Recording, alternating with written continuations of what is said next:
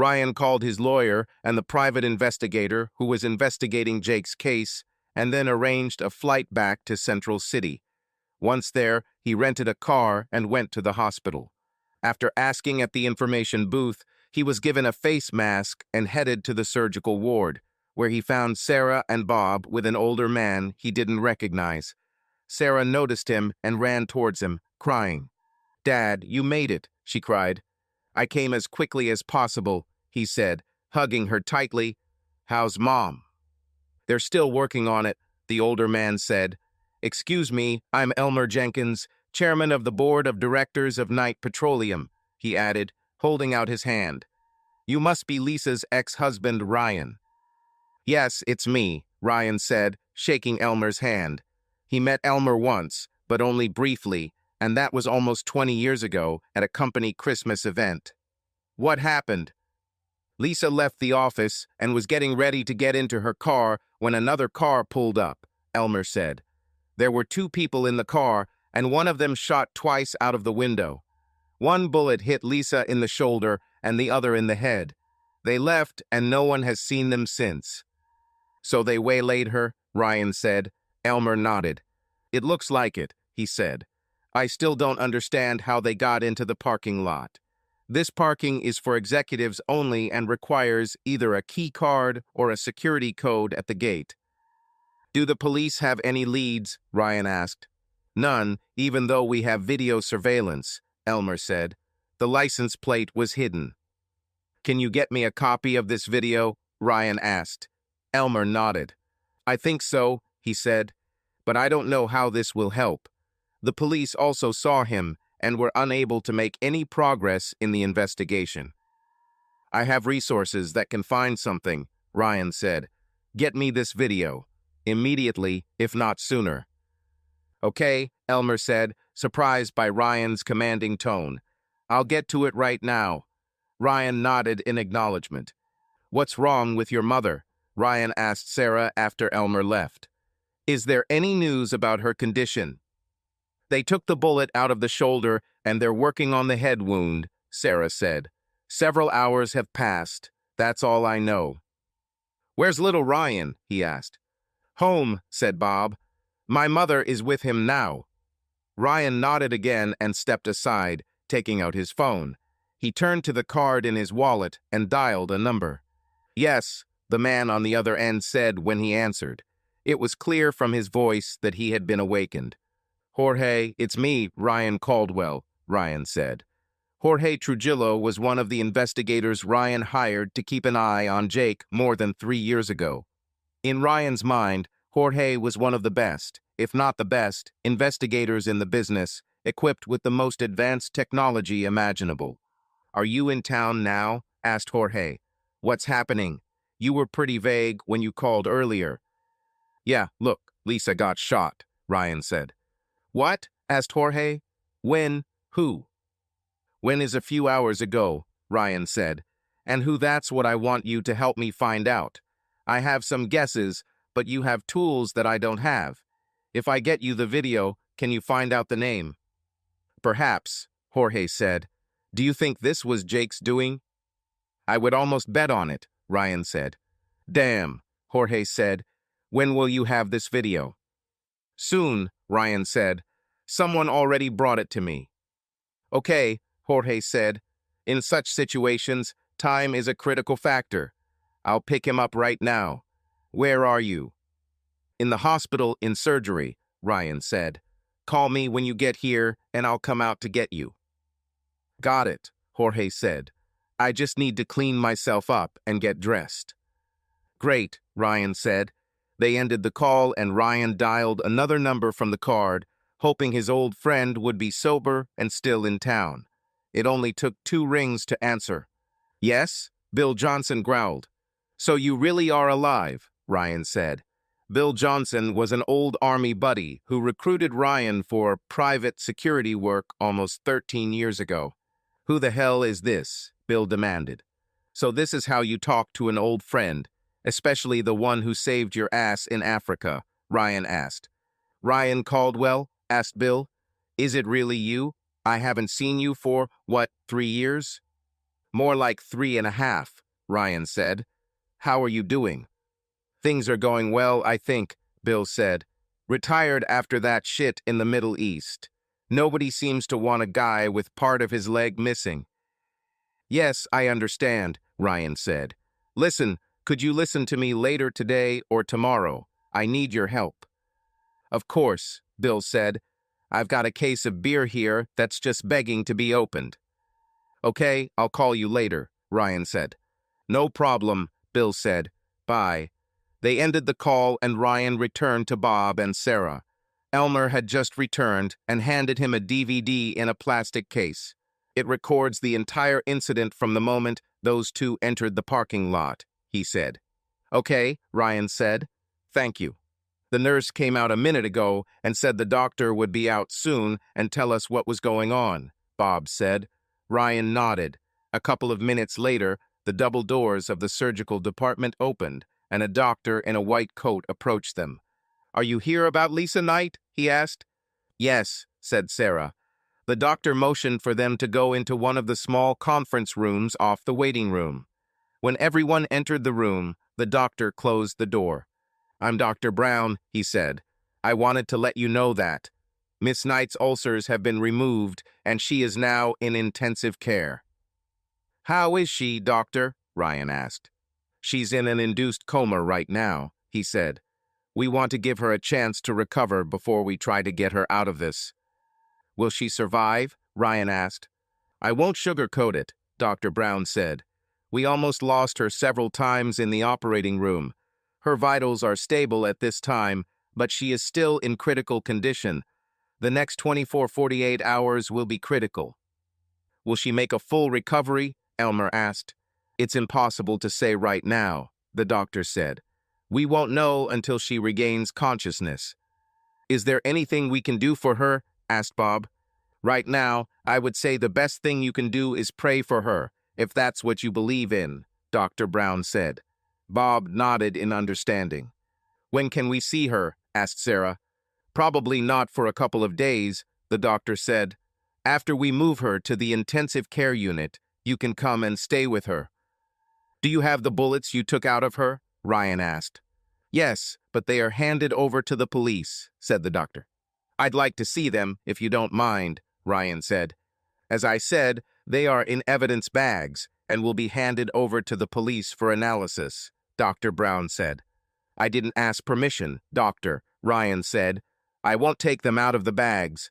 I just want to see them. The doctor looked at Ryan, taken aback by his tone. After a few seconds, he nodded. Okay, he finally said. Give me a minute. I'll get them. Thank you, Ryan said as the doctor left the room. A minute later, he returned with 2 bags, each containing the remains of a lead bullet. He handed the packages to Ryan, who examined them carefully with his one good eye. Small caliber rounds, probably .32 caliber, Ryan said. Not very powerful. I can still see some paint embedded in the lead.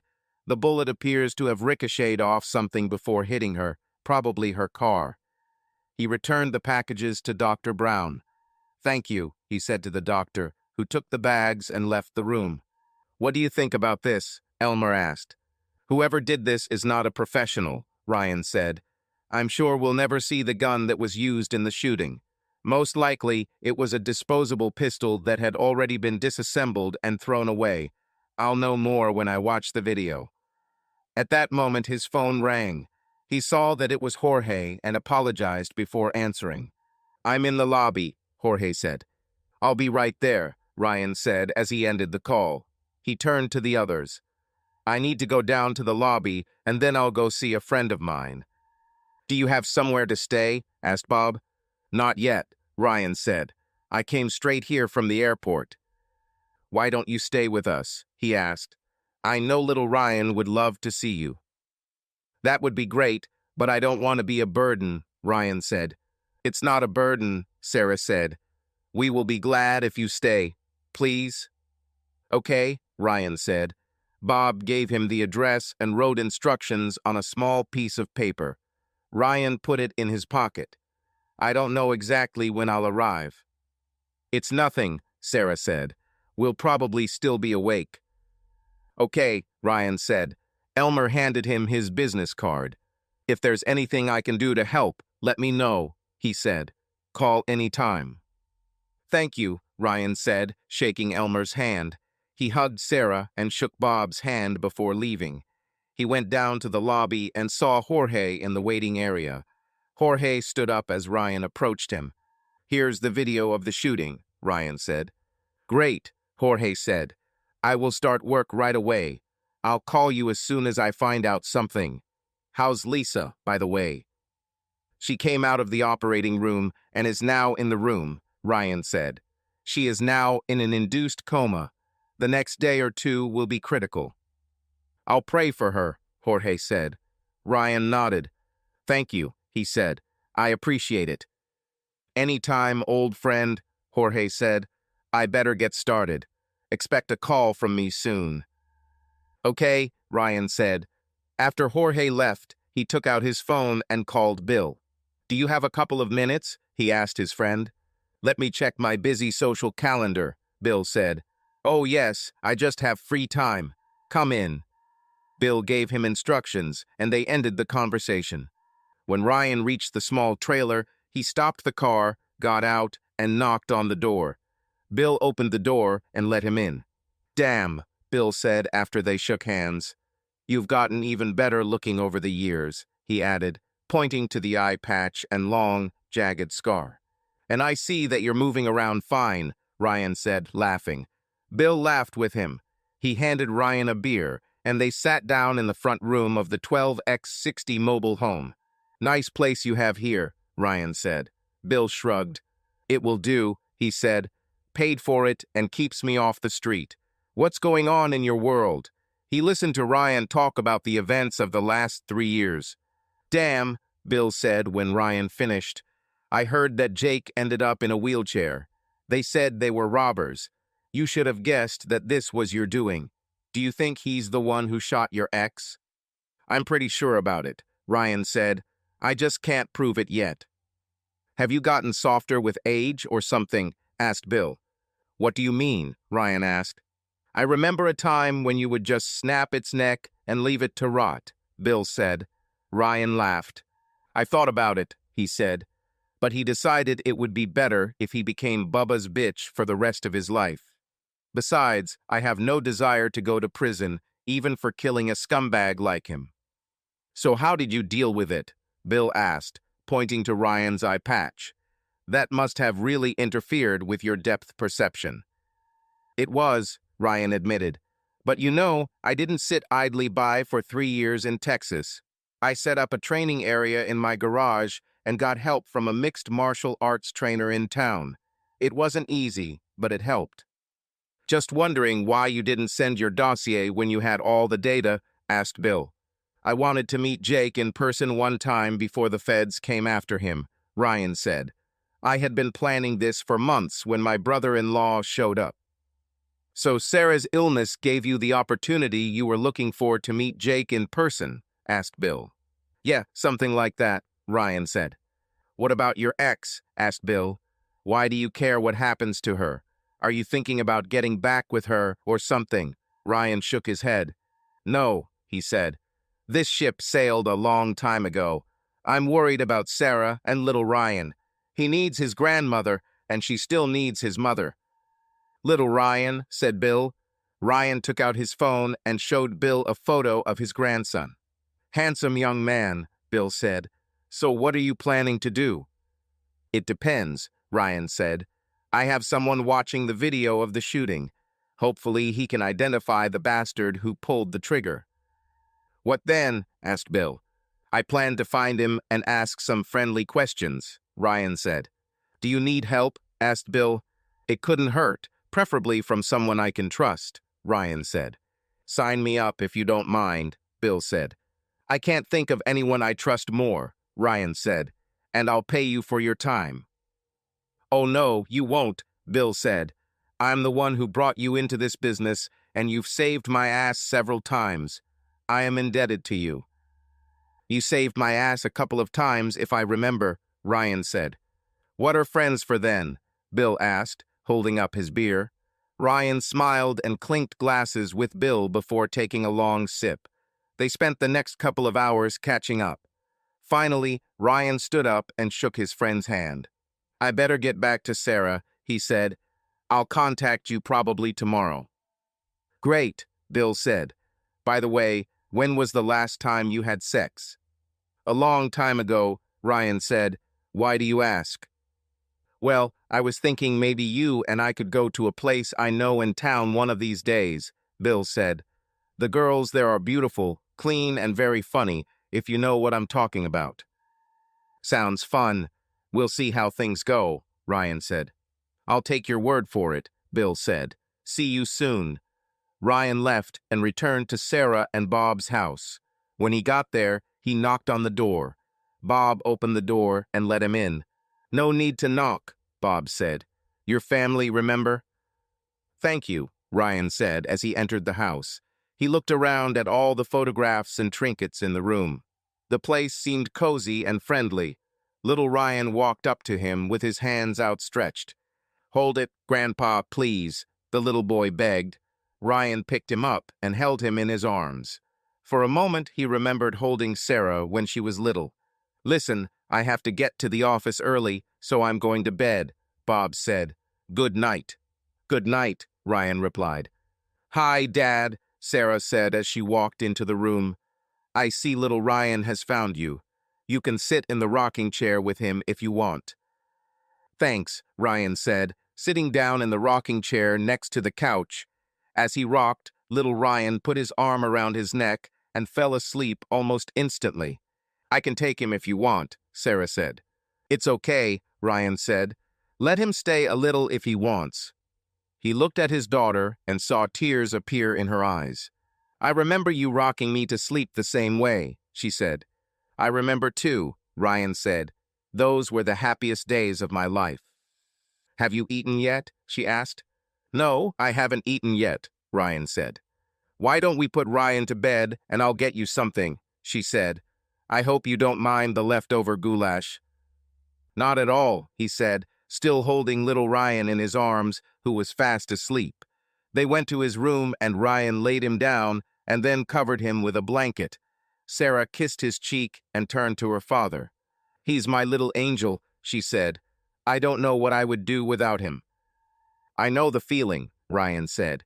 They went downstairs and Sarah put some goulash in the microwave. She placed it on the cutlery table. "What do you want to drink?" she asked.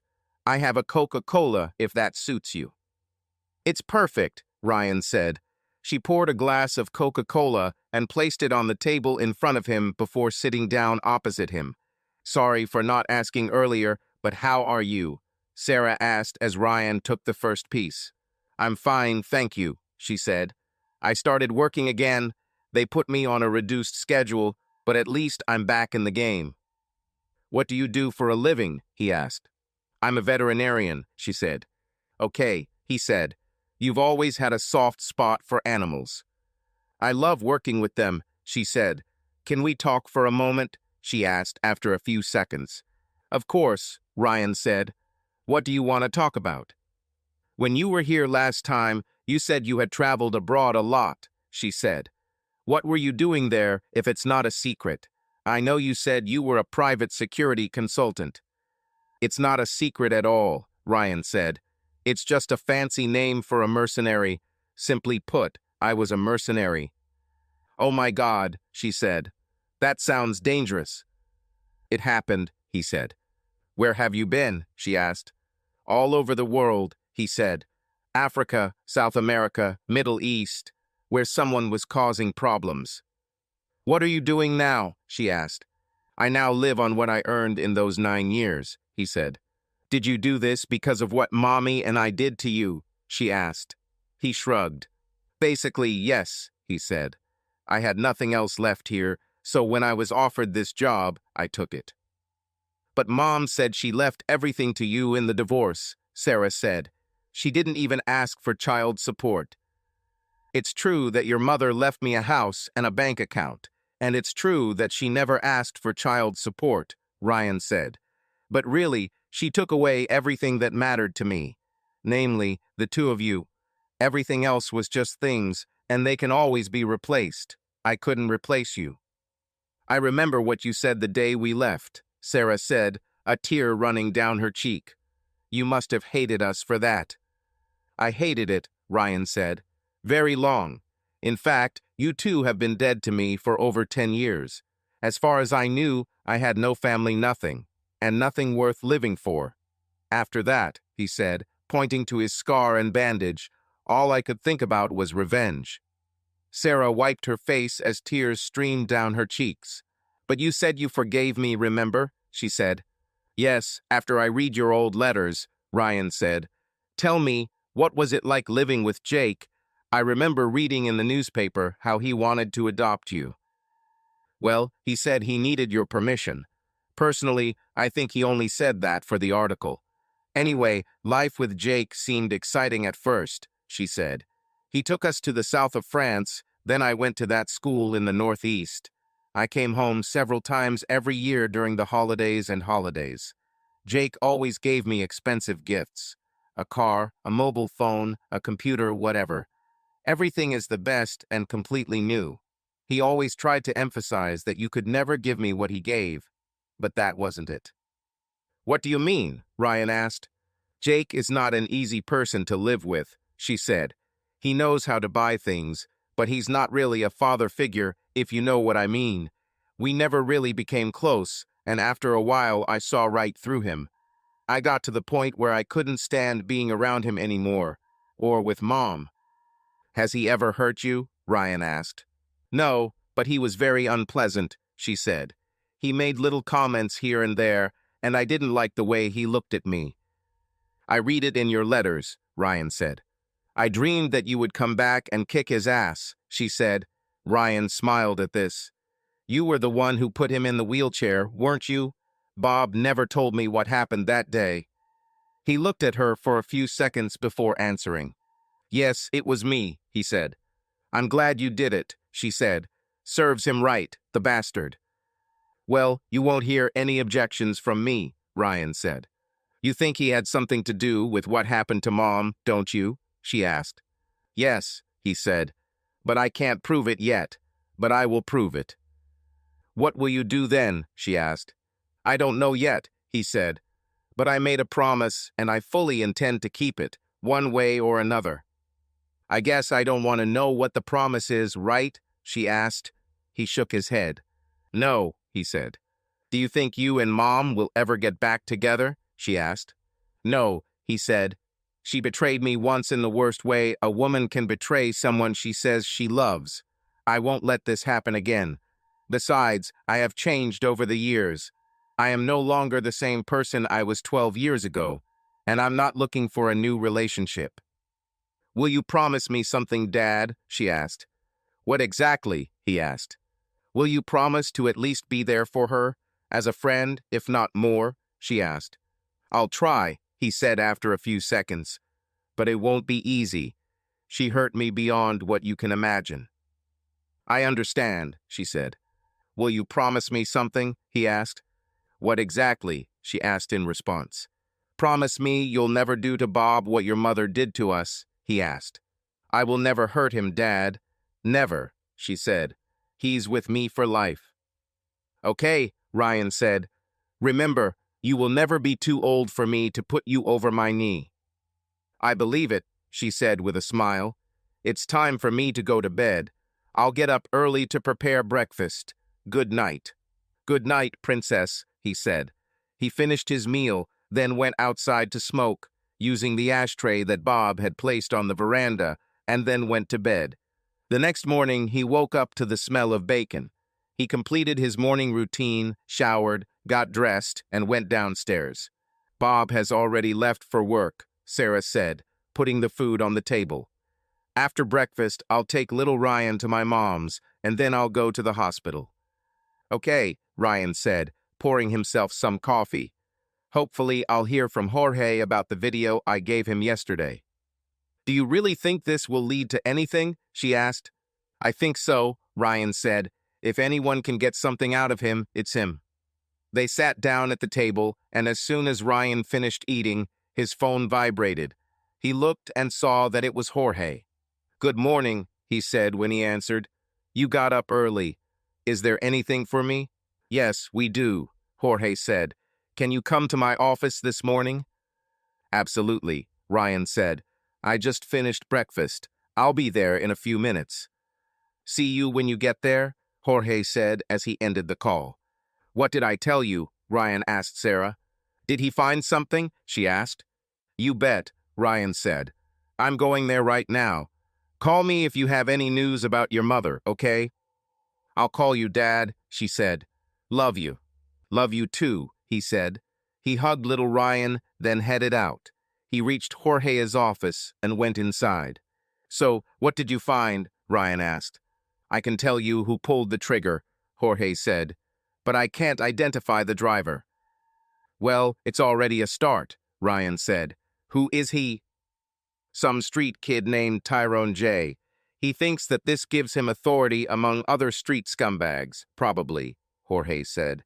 "His real name is Timothy J. Scroggins, dropped out of school and hangs out with a bunch of real creeps." "It looks like you've encountered him before," Ryan said. "Yes, I detained him several times when I was a police officer," Jorge said. "Mainly for illegal drugs. He has arrests that date back 10-12 years. Never been convicted of anything, however. I know he lives in his mother's basement, so finding him shouldn't be hard. If you watch the video, you can see the car drive up to the gate and the driver enters the code on the keypad." "Someone inside them must have given them the code," Ryan said. "I think so too," Jorge said. "What I can't figure out," Ryan said, "the police have the same video. Why haven't they arrested this clown yet?" "Honestly?" asked Jorge. "Yeah, honestly," Ryan said. "If you haven't been keeping up with the news lately, there has been a lot of unrest across the country in recent months," Jorge said. "The mayor and city council are afraid it will start here, so they are gradually cutting the police budget and turning a blind eye to petty criminals like Scroggins. I've heard that up to 20% of police officers quit because of this, which means they don't have the manpower to investigate such cases." Ryan shook his head. "It's disgusting," he said. "Yes, it is," Jorge agreed. "So what do you want to do?" "I want to talk to that clown Tyrone and see what he has to say," Ryan said, "preferably while his mother is away." "Well, she works during the day, and he usually doesn't come out until noon," Jorge said. "Great," Ryan said. "Do you want me to go with you?" asked Jorge. "If you want," Ryan said, "but I can guarantee that I won't follow the rules." "I thought so," Jorge said. "There's one more person I'd like to take with me," Ryan said, "an old friend I served with." "Goodo," said Jorge. "You're in charge here." Ryan nodded, took out his phone, and called Bill. "Hi," Bill said. "What's happened?" "Would you like to come with me to visit our shooter?" Ryan asked. "Hell yeah," Bill said. "Do you mind if I take my R?"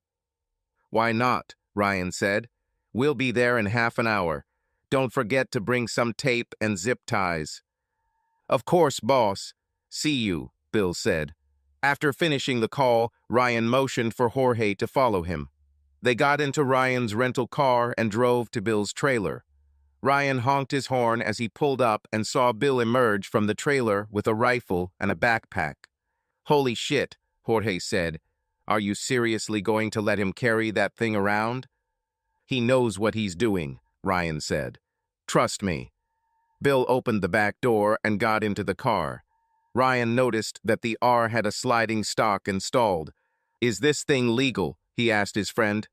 "Are you talking about the butt?" asked Bill. "Probably not, but I don't care. This is my crowd control device. You know, in case they get here." "Well, we only have one guy, so I guess you won't need her," Ryan said. "Better safe than sorry," Bill said with a grin. Ryan smiled and drove on. "So where are we going?" Ryan asked. "Fifth and Emerson," Jorge said. "Just take the main road into town, and I'll tell you when to turn." "Okay," Ryan said. He knew the area because the block was close to where he and Lisa once lived. They finally arrived at Tyrone Timmy's address and got into the car in front of the house. Jorge looked at his watch. His mother has most likely already left for work if she is still on the same schedule, he said. How do you want to pull this off? You and I will come to the front door, Jorge, he said. Bill will walk around the house and enter through the back door. Have you got your master keys? He asked Bill. I never go out without them, Bill said from the back seat. Great, Ryan said. Don't forget your backpack. No problem, boss, Bill said. Okay, Ryan said. Bill, why don't you go out first, and we'll give you time to walk around the house. And for God's sake, try to keep that rifle hidden. I don't want nosy neighbors to panic and call the cops. Remember, our goal is to get Timmy between us. Got it, Bill said, opening the door. They watched as Bill quickly made his way to the back door. They didn't notice any movement in the other houses, so they calmly walked to the front door. Looking out the window, they saw across the house that Bill had already reached the door. Ryan knocked on the door and then rang the bell. Yes, I'm coming, they heard Timmy shout from inside. He answered the door wearing a white t-shirt and jeans that hung below his waist, revealing the top of his briefs. It was a fashion that irritated Ryan to no end. Yes, said Timmy. What do you want? We need answers, Timmy, Ryan said. Or Ty Brown, he added, deliberately misrepresenting Timmy's street nickname. Get out of here, white people, before I destroy you, Timmy snorted. Ryan chuckled and looked at Jorge. Do you hear all the racist shit coming out of that boy's mouth, Jorge? He asked. Maybe we should wash his mouth out with soap. Jorge grinned back.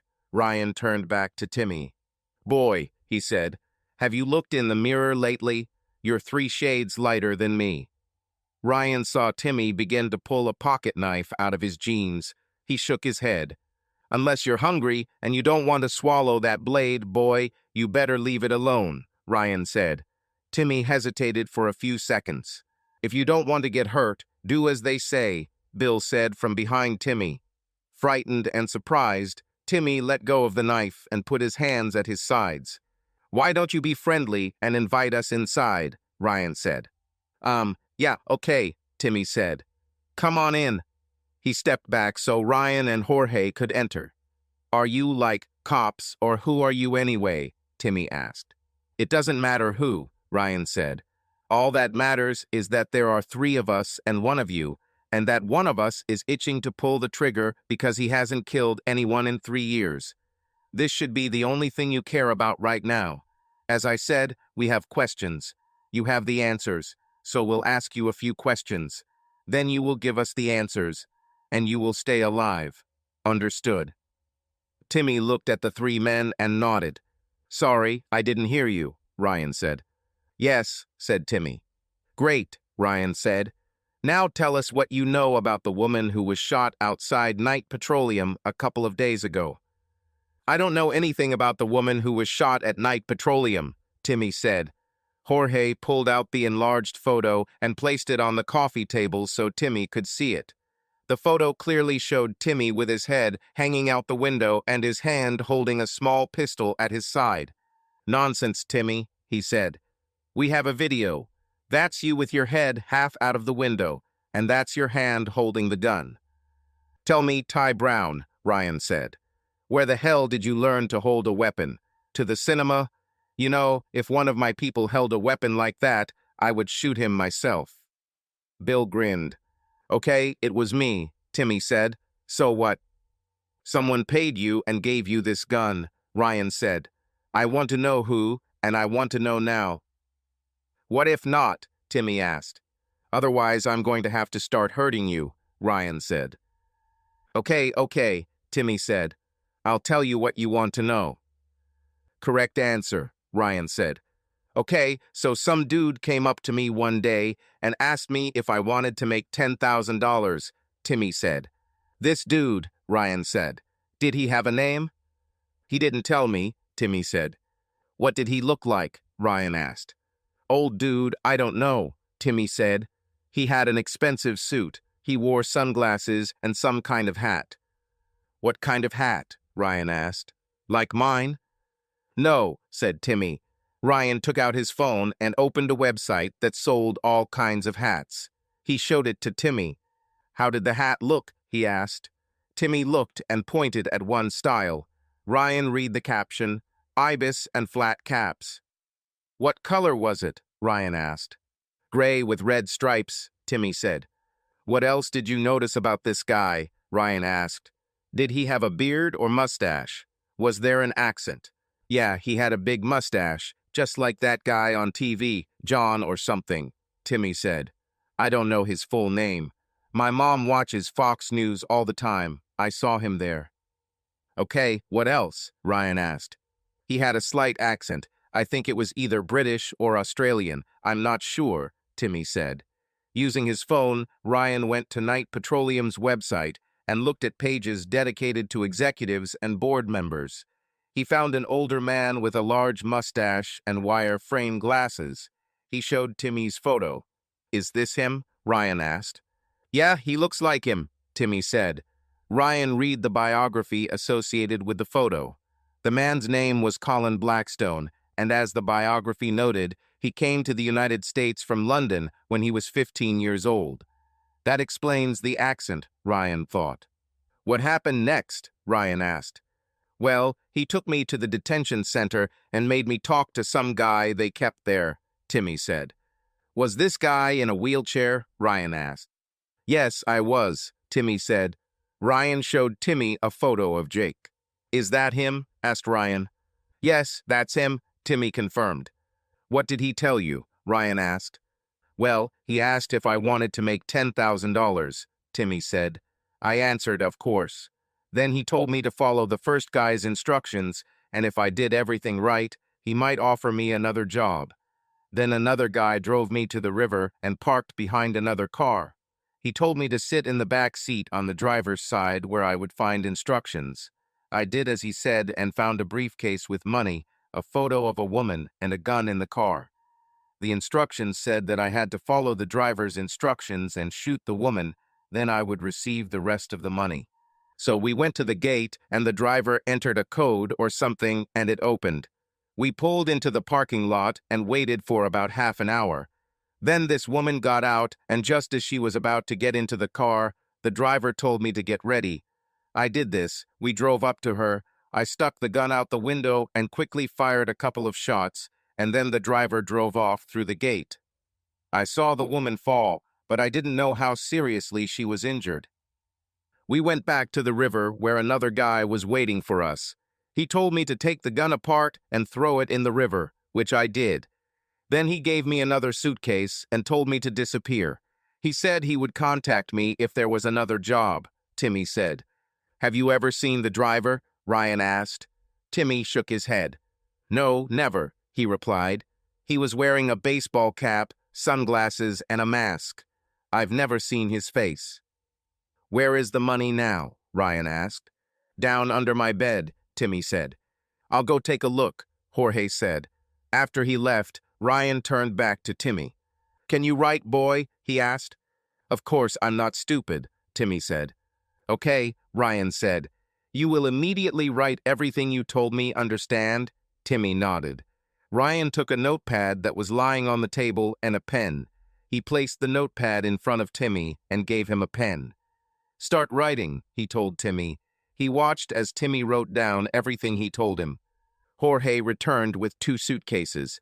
He placed them on the floor and opened them so Ryan and Bill could see the contents. One suitcase still contained a photograph of Lisa and a printed document with instructions for Timmy to follow. Both suitcases were filled with large sums of cash. "Is all the money there?" Ryan asked Timmy. "Most of it," Timmy said. "Are you finished?" he asked. Timmy nodded and handed Ryan the paper. Ryan looked it over. It was difficult to read due to the numerous mistakes and lack of punctuation, but he realized that Timmy had written down almost everything he said. He handed the confession to Jorge, who read it. When Jorge was finished, he folded the paper and put it in a folder, then turned to Timmy. "Okay, stand up and turn around, hands behind your back," he said. "What?" Timmy was surprised. "You said that if I tell everything I know, they won't kill me. I told everything." "You will live," Jorge said. "I didn't introduce myself. I am a reserve sheriff's deputy, and I am arresting you for the attempted murder of Lisa Knight." He pulled out handcuffs and put them on Timmy, reading him his Miranda rights. "Do you understand your rights as I explained them?" he asked Timmy when he finished. "Yes," Timmy replied, lowering his head. "Okay," Jorge said. "Now we're going to take you to the station, and you're going to talk to some very nice police officers about what you did. Got it?" "Got it," Timmy said. "And remember," Ryan added, "you've never seen me and my partner. Understood? You say a word, and I promise that my face will be the last thing you see on this earth." "Got it," Timmy said. "Let's go," Jorge said. They walked out the front door and quickly made their way to Ryan's car. Bill and Jorge sat in the back seat, sandwiching Timmy between them. When they arrived at the police station, Ryan turned to Timmy. "This is your stop, Timmy," he said. "That woman," Timmy said. "Who was she to you? Why is it so important to you what happened to her?" "That woman was my daughter's mother," Ryan responded. He looked at the cross hanging around Timmy's neck. "Do you believe in God, boy?" "Yes, sir, I do," Timmy said quietly. "Then pray to your God that the woman you shot survives," Ryan said. "If she dies, I swear to God, I will do everything so that you die too. Understood?" "Got it," Timmy said. "Forgive me, sir. I'm really sorry." "Just remember you've never met the two of us," Ryan said, pointing at himself and Bill. "Never," said Timmy. "I'll take care of Timmy next," Jorge said. "Do you need a ride?" Ryan asked. "No, thank you," Jorge replied. "My office is just a couple of blocks from here." "We have one more case," Ryan said. "I'll be in touch. Thank you for everything." "Wait until you get my bill," Jorge said with a smile. They watched as Jorge accompanied Timmy to the police station, then drove away. "Where to now?" asked Bill. "At Night Petroleum," Ryan replied. When they arrived, Ryan took out his phone and made a call. "Elmer Jenkins," the man on the other end said when he answered the phone. "Mr. Jenkins, this is Ryan Caldwell. We met at the hospital," Ryan said. "Of course, Mr. Caldwell," Elmer said. "I remember. How can I help?" "I have information regarding an attempt on her life, and I need to talk to you about it," Ryan said. "Okay," said Elmer. "When would you like to meet?" "Right now," Ryan replied. "This concerns one of your board members." "Then we better meet as soon as possible. Come right now," he said. "Thank you, Mr. Jenkins," Ryan said. "I'll get up now." He ended the call and looked at Bill. "Is it just me, or did he sound weird?" Ryan asked. "What do you mean?" asked Bill. "I have a feeling there's something bigger going on here," Ryan said. "Do you have your phone with you?" "Of course," Bill replied, "and I have another spare in my bag." "And what?" "Can you record calls on your phone?" Ryan asked. "Yes," Bill replied. "Okay," Ryan said. "I'll call you now. I want you to listen and write down everything that is said. If you feel something is wrong, call Jorge and then call the FBI." "Do you think this is a trap?" asked Bill. "Seems like it," Ryan said. "I'll leave the car keys here in case you have to leave quickly." "Okay," Bill said. "Do you think they can really do something right here in their own offices?" "They tried to kill Lisa in their parking lot, didn't they?" Ryan asked. "Got it," Bill said. "I'm coming," Ryan said. "Stay alert, okay?" "I will, boss," Bill said. Ryan dialed Bill's number and waited for him to answer. Bill started recording as Ryan got out of the car. Bill watched as Ryan approached the building. Ryan went inside and found the name Elmer Jenkins on a board in the foyer. He walked towards the row of elevators, noticing that only one elevator went to the floor where Jenkins' office was located. "Excuse me, sir," the man at the front desk said to him, catching Ryan's attention. "Can I help you?" "I'm going to Elmer Jenkins," Ryan said. "He's waiting for me." The man looked irritably at the tall, thin cowboy with a disfigured face and an eye patch. "Who are you?" the man asked, his voice full of contempt. "Ryan Caldwell," Ryan replied. "Just a minute," the man said, picking up the phone. Ryan heard him talking to someone for a few seconds. Then the man hung up and Continuity handed Ryan a blank white card. "You'll need this to use the elevator," he said. "Thank you," Ryan said, taking the card. He walked to the elevator and presented the card to the reader. The doors opened smoothly and Ryan stepped inside. After the doors closed, the elevator automatically began its ascent. When the elevator stopped, the doors opened. Ryan looked around, half expecting to see guards. Instead, he saw a rather attractive blonde receptionist sitting alone at a large table.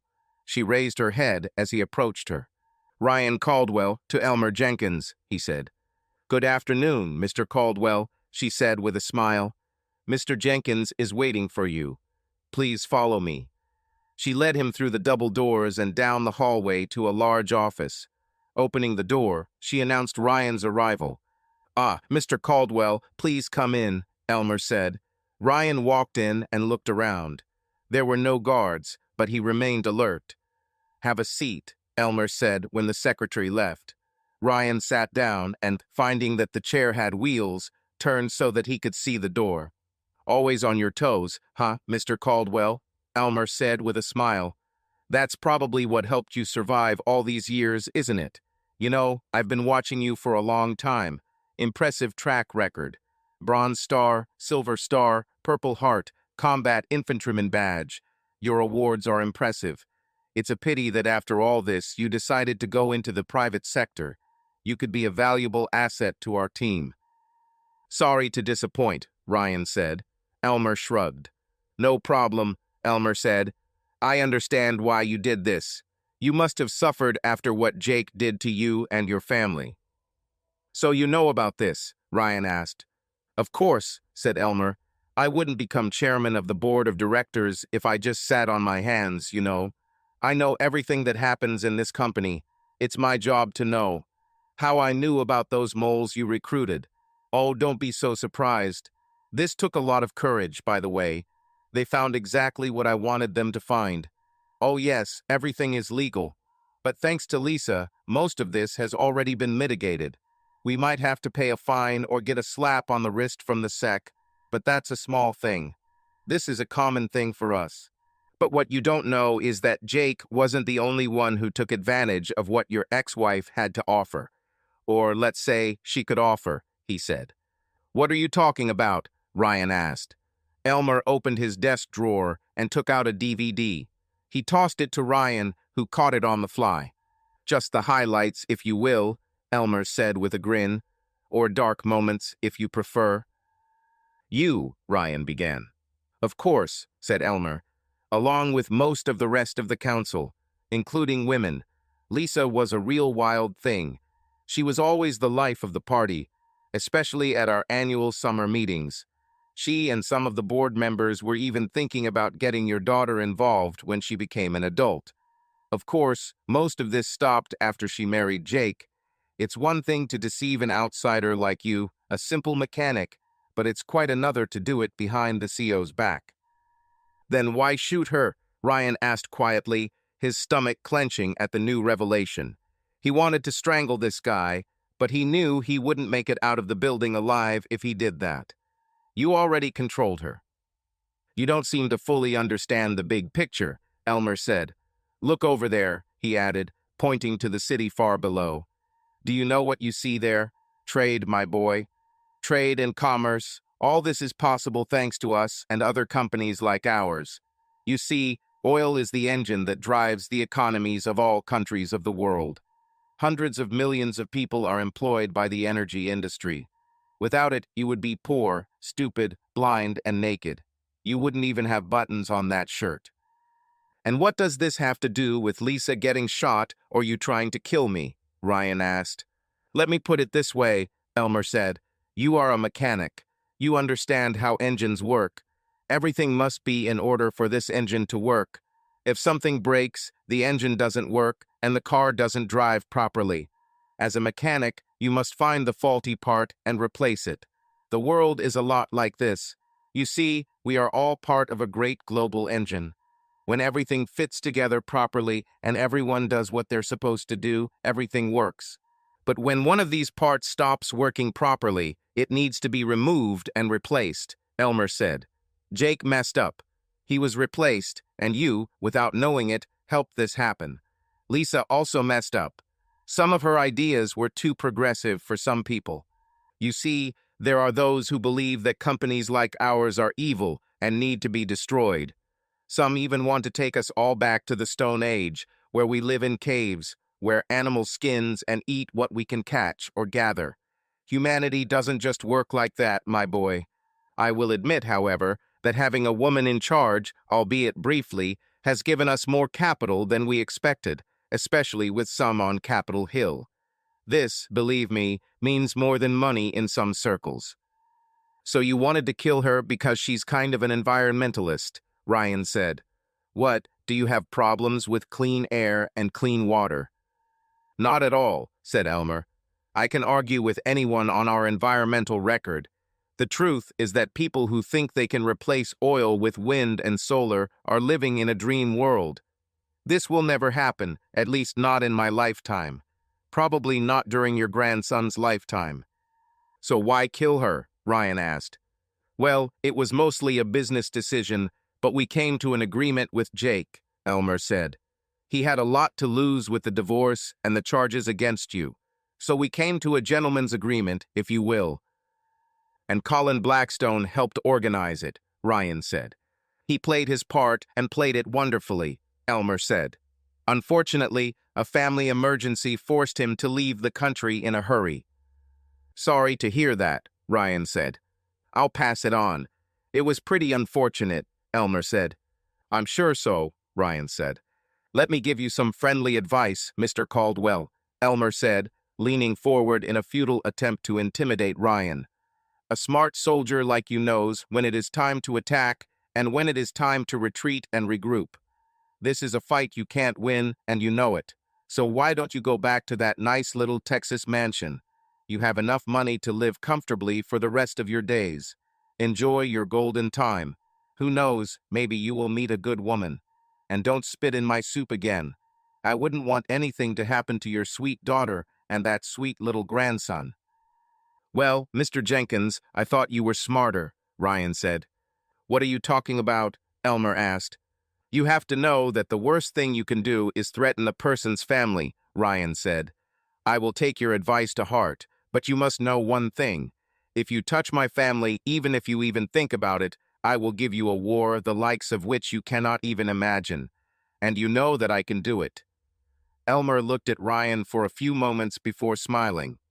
Well, Ryan, he said, I will make sure that if Lisa survives, she is provided for the rest of her life. He stood up and extended his hand.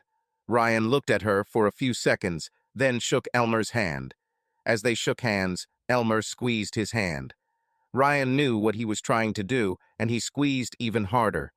Elmer looked at Ryan and for a moment felt like he was looking into the face of death itself. He remembered a line from Shakespeare's play Julius Caesar, uttered by Mark Antony. I will release the dogs of war. Ryan saw the discomfort on Elmer's face and let go of his hand.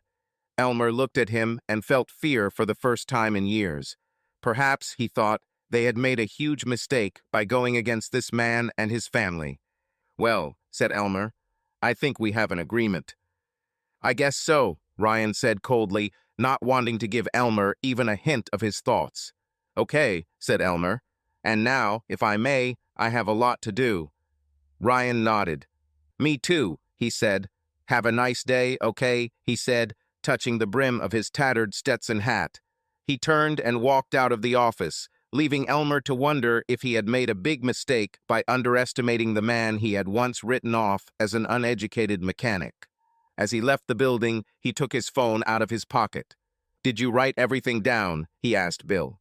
I wrote it down, Bill replied. Ryan ended the call and turned off the phone. He got into the car and looked at his friend. What do you think? He asked.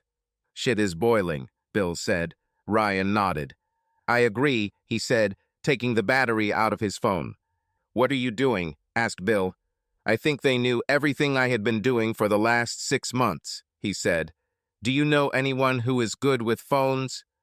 Yes, I know, Bill said. The best damn hacker in the business. He even has his own store on Main Street. Do you think your phone was tapped or something like that? Something like that, Ryan said. Let's go. I want to talk to your friend. They drove out and Ryan followed Bill's directions to the mall on Main Street.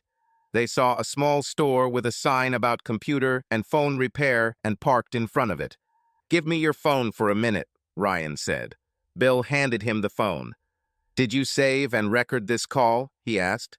Yes, but what? Bill asked in response. I want to send it to someone, Ryan said. Here's his email address, he added, handing Bill the business card he'd received from FBI Special Agent Smith. Do you want to send this to the FBI? Asked Bill, surprised. Absolutely, Ryan said. Then I want to talk to him. Okay, Bill said, collecting the letter. He sent it to the address on the business card and handed the phone to Ryan. Ryan dialed the number and waited for Smith to answer. Smith, the person on the other end said after answering the call. Agent Smith, this is Ryan Caldwell, Ryan said. Caldwell, Smith said, I was just thinking about you. Look, I just sent you a recorded phone call, Ryan said. This is a recording of my meeting with Elmer Jenkins. Chairman of the Board of Directors of Knight Petroleum? Asked Smith. Exactly, Ryan said. I think you'll find this interesting, Ryan said. I don't know if this can be used as evidence, but perhaps you can give it to those who are prosecuting the case against Jake Knight.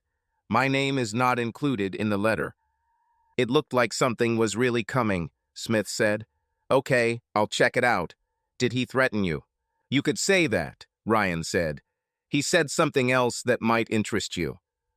Got it, Smith said. You're not going to do anything stupid, are you? I'm aware of your past, you know. I won't do anything unless I'm forced to, Ryan said. Yeah, Smith said. Leave it to the professionals, Mr. Caldwell. This is not some third-rate country, you know. I know, Ryan said, and I promise to let the professionals do their job. One more thing. What exactly? Asked Smith. Jenkins threatened my family, Ryan said. I want 24-hour security for them. Starting today, including my son-in-law's parents. Will you arrange this? I might make some calls, Smith said. Everything will be done. Anything else? That's all for now, Ryan said. Okay, Smith said, not entirely sure Ryan would back down. We will be in touch. Goodbye. The call ended. Ryan handed the phone back to Bill and got out of the car. They entered the store and Bill introduced him to the young guy with long hair behind the counter. Ryan, this is Greg Hamilton, the best in the business, Bill said. Greg, this is my good friend, Ryan Caldwell. The young man reached out and shook Ryan's hand. Nice to meet you, Mr. Caldwell, Greg said. How can I help? I'd like to check my phone, Ryan said as he put the battery back in and unlocked it. Is he acting up? Asked Greg. It looks like it was hacked or something, Ryan said. Can you check this? Yeah, Greg said with a shrug. Let me take a look. Ryan handed him the phone and watched as Greg's fingers moved quickly across the screen. Damn it, Greg said when he finished. What's wrong? Ryan asked. Oh, your phone is hacked, that's for sure, Greg said. They probably also cloned him. It's full of spyware, and there's a hidden app designed to record and transcribe your calls. What? Ryan was surprised. Yes, Greg said. Some companies use this app if they suspect someone of corporate espionage or something like that. It records everything you do, text messages, emails, photos, videos, calls, literally everything. It then transcribes the calls into text files and uploads it all to the cloud. Cloud? Ryan was surprised. Yes, the internet, Greg said. Or, to be more precise, to a server somewhere on the internet. Well, can you remove this? Ryan asked. Can you get rid of all this? Yes, Greg said. The application contains the server address and credentials. The server address and username are easy to see, but the password is encrypted. I can hack it. I might even be able to delete everything they copied, but it will take some time. I will also have to contact your operator to find out if the phone has been cloned. If so, they may block the clone. Can I leave it overnight? Yes, Ryan said. He took a wad of money from his belt and counted out $100 bills. Is this enough? Greg nodded and took the bills. Yes, that's more than enough, he said. If you come in the morning, everything will be ready like new. Thank you, Ryan said, shaking Greg's hand. They said goodbye and left. Do you think Lisa set this all up? Asked Bill. She's the one who gave it to me the last time I was in town, Ryan said.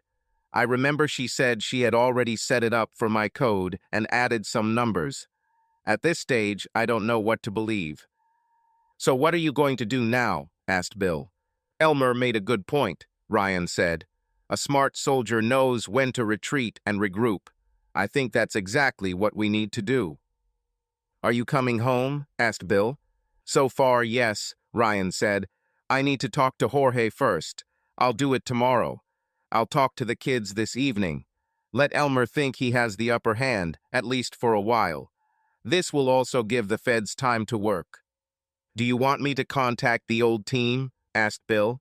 You know they'll do anything for you. Yeah, do it, Ryan said. I'll contact you after I get home. When I have time to sort all this shit out, I'll organize a meeting, probably at my house. Okay, Bill said. Then let's do it. Ryan started the car and drove his old friend home, then returned to Sarah and Bill's house. Seeing Sarah's car in the driveway, he parked behind it. Entering the house, he saw Sarah in the kitchen. Hello, Princess, he said. How are you? Not bad, she replied. Bob is still at work, and little Ryan is with his parents. I'm just trying to get ready for the evening. How's Mom? He asked. No change from yesterday, she said. The doctor said they'll probably keep her in a coma for a couple of weeks. Hopefully by then the swelling will subside. Are you all right? Not really, Ryan said. I need to talk to you for a few minutes. It turned out to be much worse than I thought. What's happened? She asked. It turns out that the attack on your mother was planned and carried out by her own board of directors. They paid some guy $10,000 to kill her, he said. What? Sarah was surprised. Yes, Ryan said. We caught this guy. He confessed, and we handed him over to the police. I also met with Elmer Jenkins today, he said. He gave me this, he added, throwing the DVD on the coffee table. What is this? She asked. He called it Highlights of Your Mother's Time as Jake's Company Paid Hooker, Ryan said. Did you know anything about this? No, I didn't, she said. Have you watched this disc? She asked. Ryan shook his head. Not yet, he replied. I don't know if I want to. Maybe we should, to figure out what she was doing, Sarah suggested. I'm not sure this is something you should see, Ryan told her. Dad, please, I'm an adult, she said. I know everything about sex. Remember, I'm married and have already given birth. And it may shock you, but I even watched adult films. But it's your mother, Ryan said. I know, she replied. But maybe this will help us understand what she was going through then. Turn it on, and I'll bring us tea. She went into the kitchen, and Ryan reluctantly inserted the disc into the player and turned on the TV. She returned with 2 glasses and placed them on the coffee table.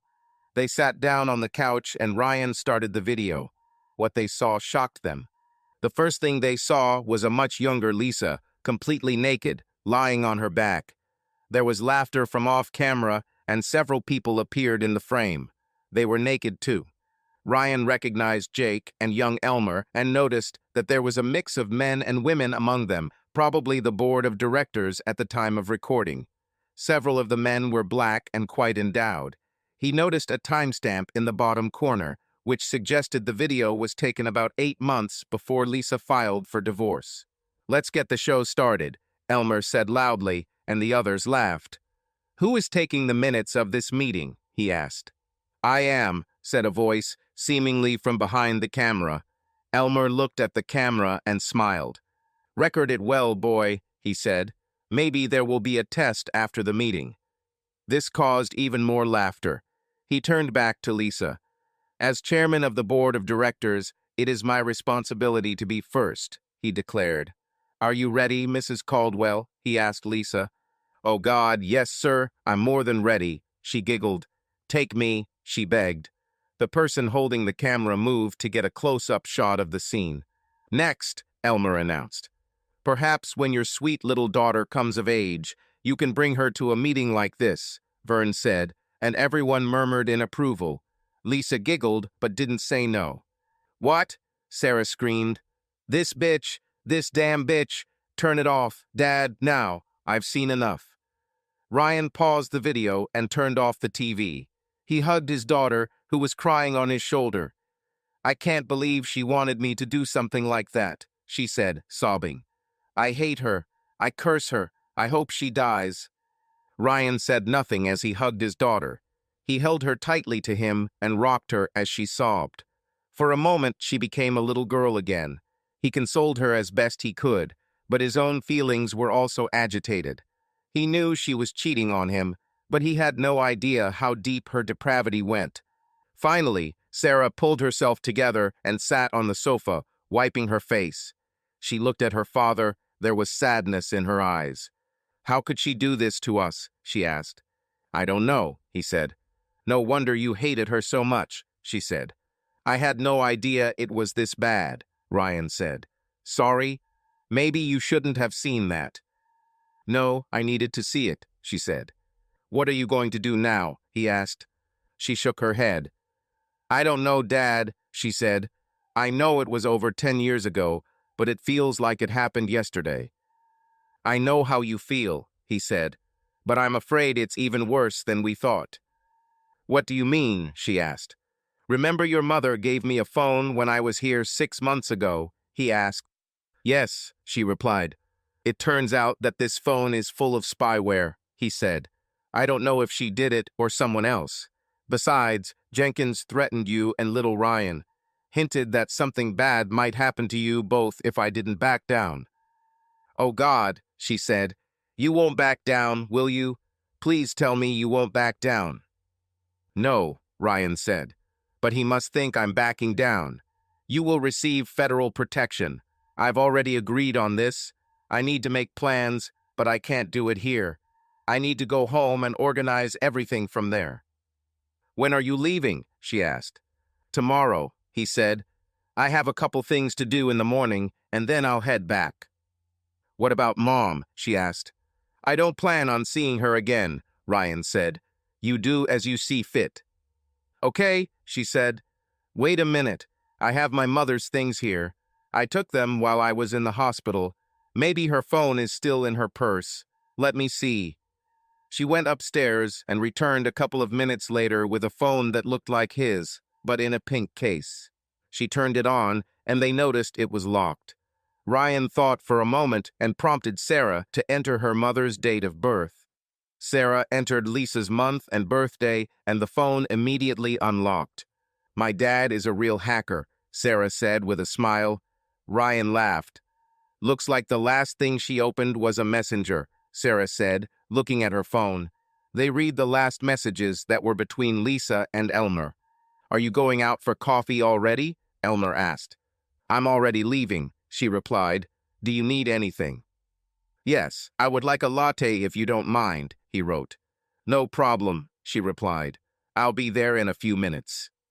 So Elmer knew she was leaving the office, Ryan said. They noticed the time, which was just a few minutes before Lisa was shot. "Do you think Elmer knew that Guy was waiting for her?" asked Sarah. "I think so," Ryan said. "I'll take this with me tomorrow. I will have the opportunity to study this in detail after I leave." At that moment, Bob entered. "Hey guys, I'm home," he announced. His cheerful mood quickly turned serious when he saw their faces. "What's happening?" he asked. "Something's happened," Ryan said. "You better sit down." Bob put down his briefcase and sat down on the sofa next to Sarah. For the next half hour, Ryan recounted the day's events to Bob. "Damn," Bob said when Ryan finished. "So what are you going to do now?" "I'm going home tomorrow," Ryan said. "FBI agents should be here any minute. They will protect the three of you. Agents will also be sent to your parents' house," he added, looking at Bob, who nodded. "Thanks for thinking about them," Bob said. I better call and warn them. He left the room and called his parents to report the situation. A few minutes later, he returned. We decided it might be best if little Ryan stayed with them for a couple of days, he said. Don't worry, Dad is a former Marine. He knows how to stand up for himself, and he has a weapon. Okay, Ryan said. They had a quick dinner, but the dinner was overshadowed by recent events. After dinner, they settled down in the living room. Ryan pulled the disc out of the player and turned on the TV. At that moment, there was a knock on the door. Bob looked out the front window and saw two men in dark suits and sunglasses. He opened the door slightly. How can I help? He asked. The two men took out their IDs and introduced themselves. Agent Gillespie, FBI, one of them said. This is Agent Williams. Are you Robert Green? Yes, it's me, Bob said. Call me Bob. Okay, Bob, Gillespie said. We have been assigned to protect you and your family. Can I come in? Of course, come on in, Bob said. They entered the house and began to inspect the premises. Williams went up to the second floor, while Gillespie inspected the first floor. Do you have a firearm? Gillespie asked Bob. Bob shook his head. No, he said. I am a statistical analyst at the Department of Commerce, and we are not issued firearms. Yes, we know where you work, Mr. Green, Gillespie said. Williams came back down. The second floor is clean, he said. There is no one else. I understand you have a small child, Gillespie said. Yes, but he's with Bob's parents now, Sarah replied. We'll be there today and maybe tomorrow. Okay, he said. Agents have been sent there too. Can I get you two something to drink? Asked Sarah. Coffee, tea, cola? Coffee would be wonderful, madam, Gillespie said. Very hot, strong, and without sugar. I'll bring it now, she answered and went to the kitchen. Gillespie looked at Ryan. Are you Caldwell? He asked. Ryan nodded. Yeah, that's me, Ryan said. Special Agent Smith has asked me to tell you that he has listened to the audio recording you sent him and has forwarded it to the federal prosecutor, Gillespie said. He expressed gratitude for your help. I appreciate it, Ryan replied. He also asked me to remind you that you are not in Africa or the Middle East, Gillespie said. Ryan smiled and nodded. Tell him my thanks, Ryan asked. Gillespie nodded slightly. If you need to sleep, we have a spare room upstairs, Bob suggested. You can use it if you want. Thank you, Mr. Green, but we won't sleep, Gillespie replied. Right, Agent Williams? No, we're not sleeping, Williams said gloomily. Okay, said Bob. Make yourself at home. Sarah returned with 2 cups of coffee. She handed one to Williams, who accepted it with a slight smile and a nod. She then handed the second to Gillespie, who took a sip. Very hot, strong, and without sugar, just like you asked, she said. Thank you, madam, Gillespie replied. Perfect. I'll be on the back porch, Williams said. Gillespie nodded. I'll be right out front, Gillespie added. If you need anything, let me know. Absolutely, said Bob. Thank you again. No problem, Gillespie said. This is our job. They walked outside and took their positions, leaving Sarah, Bob, and Ryan looking at each other. Nice people, aren't they? Asked Bob. They're just doing their job, Ryan replied. So you're leaving tomorrow? Asked Bob. Yes, Ryan replied. I'm leaving in the morning, right after breakfast. I understand, Bob said. Ryan looked at his daughter. Are you going to be okay, Princess? He asked. She nodded. I'll be fine, Dad, she said. I'm just so angry at my mom right now that I could scream. I understand, he replied. With time, everything will get better. Trust me, I've been through this myself. At least now I know the whole truth, she said. God, what was she thinking? She wasn't thinking, Ryan said. At least not with my head. It's time for me to go to bed. See you in the morning. Good night, Sarah and Bob said as he went upstairs. The next morning, Ryan woke up, showered, got dressed, and went downstairs, following the smell of bacon and fresh coffee. Sarah put bacon and eggs on his plate, while he poured himself a cup of coffee. "Be careful with that coffee, Dad," she said. "I made it extra hot for our guests." "Thanks for the warning," he replied. Bob and two agents were already sitting at the table when he joined them. He noticed that the agents were eating breakfast and couldn't help but notice that they were chewing their food almost simultaneously. "Was it a good night?" he asked. "Yes," Gillespie replied, "but this is just the beginning of the day. They can strike at any time. Are you still leaving this morning?" "Yes," Ryan replied. "Okay," Gillespie said. "No offense, but your presence here increases their danger." "No offense," Ryan said, "and I completely agree with you." Gillespie nodded, clearly satisfied with Ryan's answer. When he was finished, Ryan put his plate in the sink and went upstairs to gather his things. A few minutes later, he came back downstairs and hugged Bob and Sarah. "You two be careful, okay?" he said. "We will, Dad," Sarah replied. Bob nodded in agreement. "Okay," Ryan said. He turned to his daughter. "I want you to know that I will support any decision you make about your mom." "Understood." She smiled and nodded. "Thank you, Dad," she said. "I will take care of her, but I don't support what she did. And I will definitely tell her about this when she wakes up. I know I made you promise to be there for her, but I will support whatever you decide." "Thank you, Princess," he said. "Hug my grandson for me, okay? Tell him I love him." "Of course, Dad," she replied. "Goodbye. Let us know when you get home." "Definitely," he said. He shook hands with the agents and went to Greg's workshop. A young man met him at the counter. "How did it go?" he asked Greg. "Worked all night on it, but now everything is clean and like new," Greg said. "I called your operator and they confirmed that the device was cloned. The other device is locked, so everything should be fine now. I was also able to access the server where everything was stored. There was a lot of material there, so I deleted everything and made a bit of a mess on the server. I think the phone will work faster now that all this junk has been removed. I also turned off the GPS to make them harder to track." "You really did a lot," Ryan said. "Thank you," he added, handing Greg an additional $500. "We shouldn't have," Greg said. Ryan shook his head. "You worked hard, you deserve it," Ryan said. "Take your girlfriend to dinner at my expense."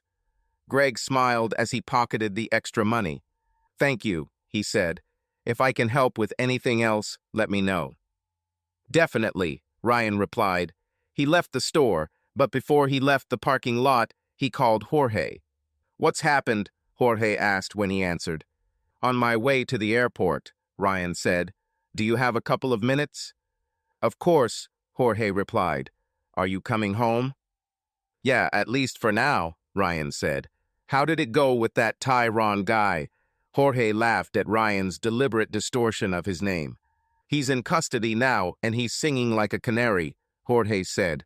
"The case has been transferred to the prosecutor. He presses charges against Timmy, and he is also considering pressing charges against Elmer Jenkins and others. He received the audio tape you sent to Agent Smith, by the way." "That's good," Ryan said. He told Jorge what happened after he dropped him off with Timmy. "Listen, be careful out there," Jorge said. "I will continue to work on the case as long as necessary, but you should know that you have stirred a hornet's nest. They will haunt you and possibly your family. It's only a matter of time." "I agree," Ryan replied. "That's why I'm coming home, at least for now. I need to collect my thoughts, and I can't do it here. By the way, how much do I owe you?" "I'll send you the bill," Jorge said. "Be careful and let me know when you get home." "Definitely," Ryan replied, ending the call. He left and headed to the airport. After dropping off his rental car, he headed to the terminal and was on his way back to Texas a couple of hours later. Sitting in his seat, he looked through the messages and emails on Lisa's phone. The plane landed and Ryan got out. After picking up his bag, he went to his pickup truck and drove home. Home sweet home, he thought. He was almost there when he saw a lone figure walking along the side of the road with a suitcase. As he got closer, he realized it was a woman. Then he recognized her as Beverly Simons, a 45-year-old widow who lived just down the road. He wondered what she was doing here in this heat, so he stopped next to her. "Mrs. Simons," he asked. She turned her tear-stained face to him. "Is everything okay, madam?" She shook her head and tears started streaming down her face again. "Get in the car. It's too hot to stay here." "Are you sure, Mr. Caldwell?" she asked. "I don't want to impose." "I'm sure," he replied. He got out, put her suitcase in the back seat, and opened the front door for her. Closing the door after she got in, he got behind the wheel again and looked at her. "What's happened?" he asked. As if on cue, she began to sob uncontrollably. He held her while she cried. "I lost everything," she sobbed. "All." He held her while she cried. Great, he thought. Another crisis. "What do you mean, you lost everything?" he asked the woman sobbing in his front seat. "The house, the car, all the furniture, everything," she sobbed through her tears. "Even my chickens." She started crying even harder, her face turning bright red. "My poor defenseless chickens. They will die if I don't feed them." He knew she kept chickens and sold eggs to families in town to supplement what she received from her husband's insurance, and he knew how much they meant to her. "How did this happen?" he asked. "Did someone come and take your property?" "The sheriff was here this morning and said that if I don't have the money I owe the bank, I should leave," she replied, sobbing. "And where were you going?" he asked. "To the stream," she answered. "I had nowhere else to go, so I thought things would be better if I just went there and died," she said. This caused another bout of sobbing. Sad about her situation, he hugged her for a few minutes. "Why didn't you say anything?" he asked. "I didn't want to be a burden," she replied. "My poor Wallace would be so ashamed of me if he knew about this." He knew that Wallace was her late husband. He had never met this man, but he had heard many good things about him from people in the city. "It's not a burden," Ryan said. "How much do you owe?" "Too much," she replied. "About $170,000. I combined all my bank accounts and did everything I could to make ends meet. I even stopped eating every other day to save money, but it's not enough. Every time I feel like everything will work out, everything is going to hell. It would be better for me to die." "This is nonsense," Ryan said. "Where do you keep your money?" "At the First National Bank in town," she answered. "There's nothing you can do. All they want is their money." "Same place as me," Ryan said. "Let me make a call." He took out his wallet and found the business card he needed, then grabbed his phone. "First National Bank," the secretary answered when she answered the phone. "I need to talk to Jay Goldsmith, please," Ryan said. "I'll check if Mr. Goldsmith is available now," the secretary said. "May I know who's calling?" "Tell him this is Ryan Caldwell, and if he wants to keep my business, he better make himself available," Ryan said. "Oh, yes, sir, Mr. Caldwell. Just a minute, please," she said. A few seconds later, Jay was already on the line. "Mr. Caldwell," he said, clearly delighted. "Good to hear from you, sir. How can I help you today?" "Can you explain to me what's going on with Beverly Simons?" Ryan said. "I'm sorry, Mr. Caldwell, but confidentiality rules do not allow me to disclose such information," he said. "You'll be very sorry when I close my account at your bank," Ryan said. "I'm sorry, Mr. Caldwell, but these are the rules and I have to follow them," Jay said. "Besides, why are you involved in this?" "She's sitting in my car right now, crying her eyes out, saying she's going to kill herself because you sent the sheriff to evict her from her own home," Ryan said. "Tell me, Mr. Goldsmith, what kind of scoundrel chases a widow out of her house with nothing but the clothes on her body, just because she finds herself in a difficult situation?" "Mr. Caldwell, please understand," Jay began. "I don't like it either. We did everything we could legally do to help her, but this has been going on for a long time. My hands are tied. Her debt must be paid off." "If her debt is paid off, will you give her the house back?" Ryan asked. "Well, yeah," Jay said, "but there are other problems. Her debt-to-income ratio is very high. I'm afraid it will happen again later." "Let me take care of that, Jay," Ryan said. Tell you what, I'm going into town and we'll clean up this mess. Get her paperwork ready and make sure that bastard sheriff gives her the keys back. What's the deadline? Well, it's 5 o'clock at closing time, Jay said. Ryan looked at his watch. It's 11:30, Ryan said. I'm turning around and will be there in a little while. And you better be there. Got it. Yes, sir, Mr. Caldwell, Jay said. I'll be here. And thank you, Mr. Caldwell, from the bottom of my heart. You're welcome, Ryan said. He ended the call and looked at Beverly. Her eyes were wide, and she looked shocked. Let's go, Mrs. Simons. Let's get your house back. She smiled widely and hugged his neck. Thank you, Mr. Caldwell, she said. This is the kindest thing anyone has ever done for me. It makes me happy, he said. And please call me Ryan. Mr. Caldwell was my father. She laughed for the first time in a long time. Call me Beverly, or Bev. That's what my friends call me, she said, wiping away tears. Ryan turned the truck around, spreading gravel, and drove back into town. So, Bev, he said, what happened, if it's not a secret? The last few years have not been easy for us, she said. Wallace was a hard-working man and always took care of everything. But he began to have health problems. He was diagnosed with diabetes, but he did not want to diet, as the doctor said. I tried to persuade him to eat healthy, but he did not want to hear about it. It got to the point where his legs were amputated. After that, he started having problems with his kidneys and had to undergo dialysis. He could no longer farm, so he sold his fields and equipment. This helped a little, but then other medical problems began. One after another, after another. We took out a home equity loan to pay for it all.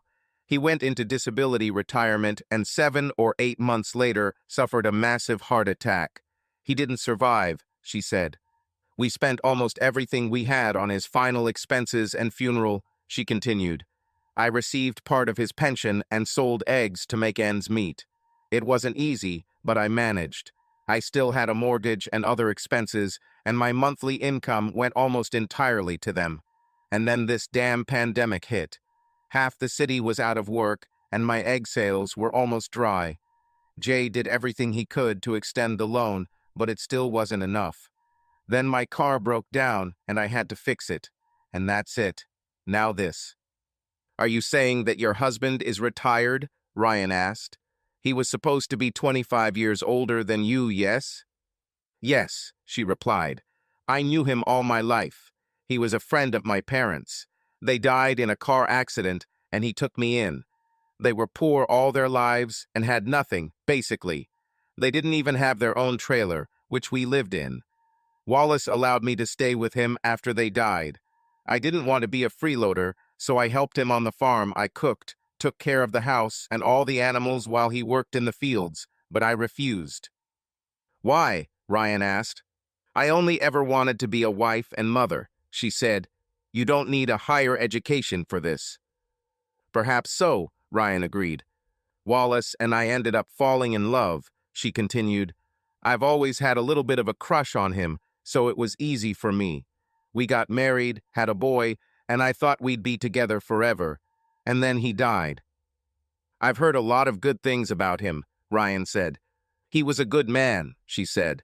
He worked hard, helped neighbors when they needed it, and took good care of me and our son Jason. He never got drunk, wasn't rude, and was always there for us. It sounds like you were very happy, he said. It was, she replied. We were crazy about each other. She started crying again.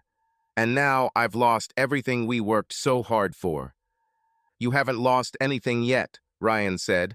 We're there, he added as he pulled into the bank parking lot.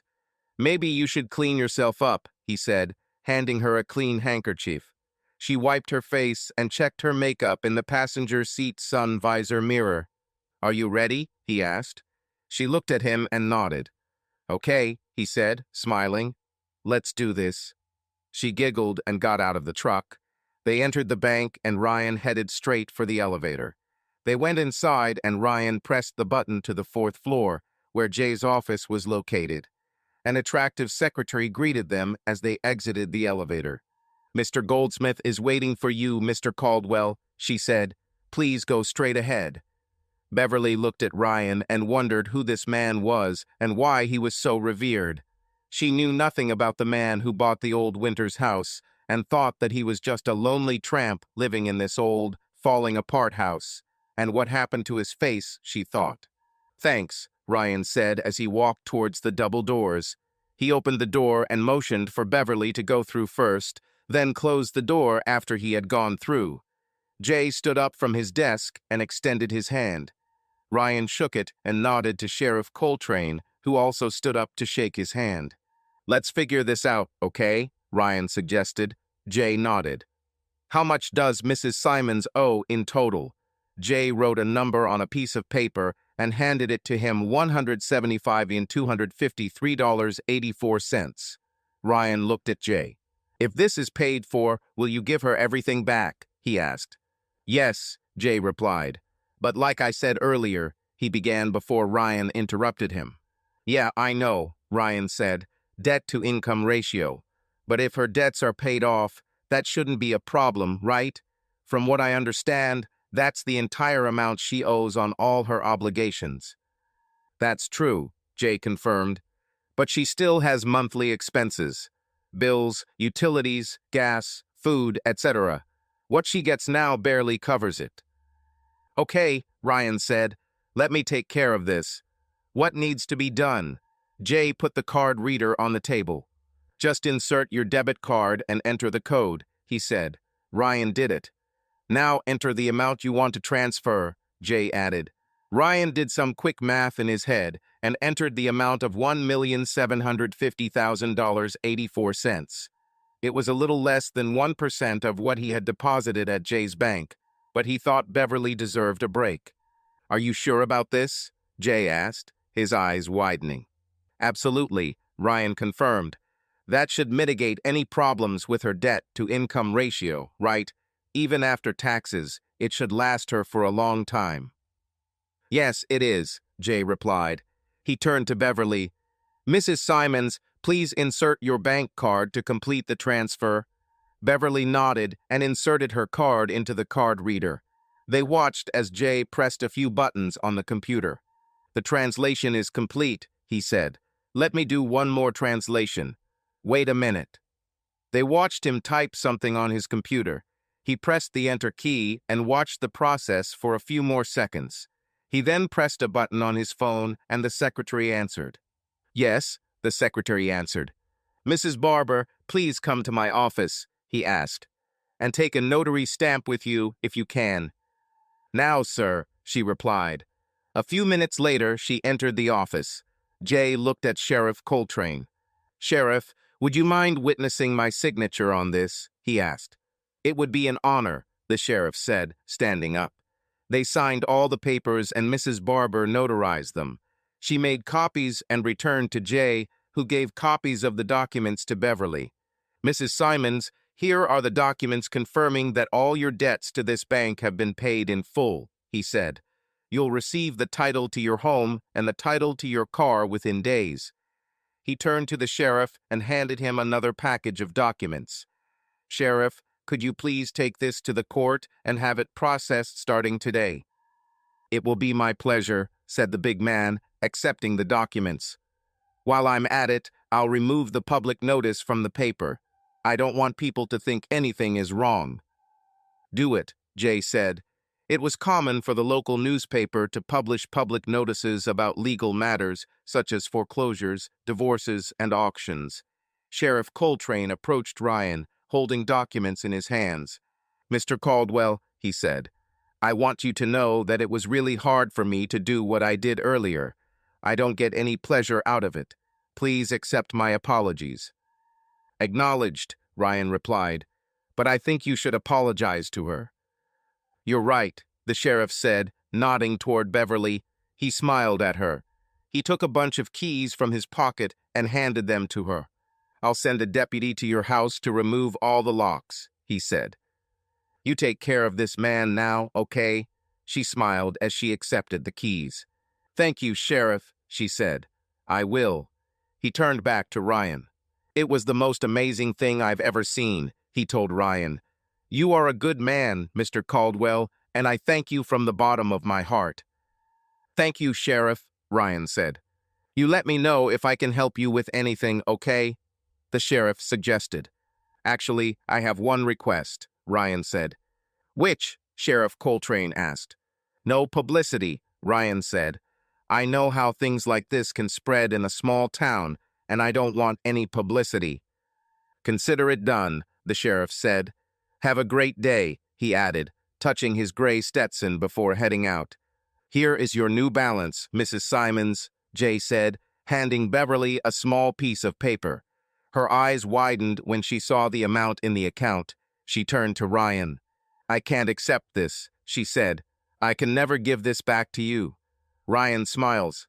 "Don't even think about it," he replied. "And yes, you can accept it." He turned to Jay.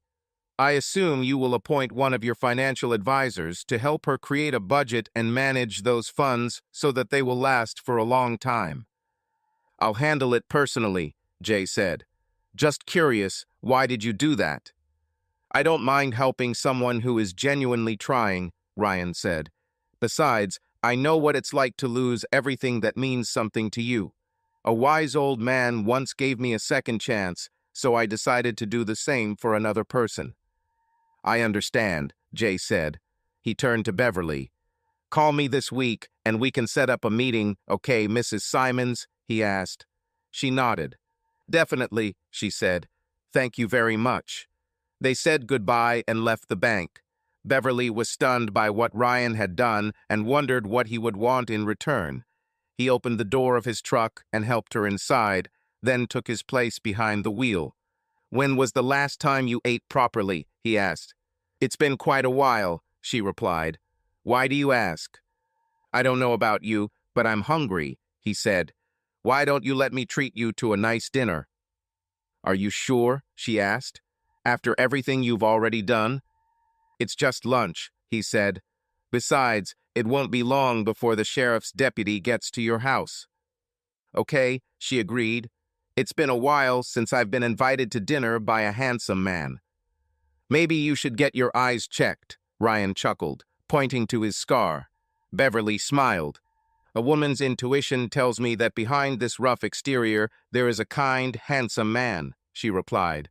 Ryan chuckled as he started the truck's engine. They drove out of the bank parking lot and stopped at a steakhouse on Main Street. Once inside, they were shown to a table in the far corner. "This is my first time here," she said. "Looks expensive." "I've been here a couple of times," he replied. "They make a very good steak. You should try it." "Maybe I will," she said.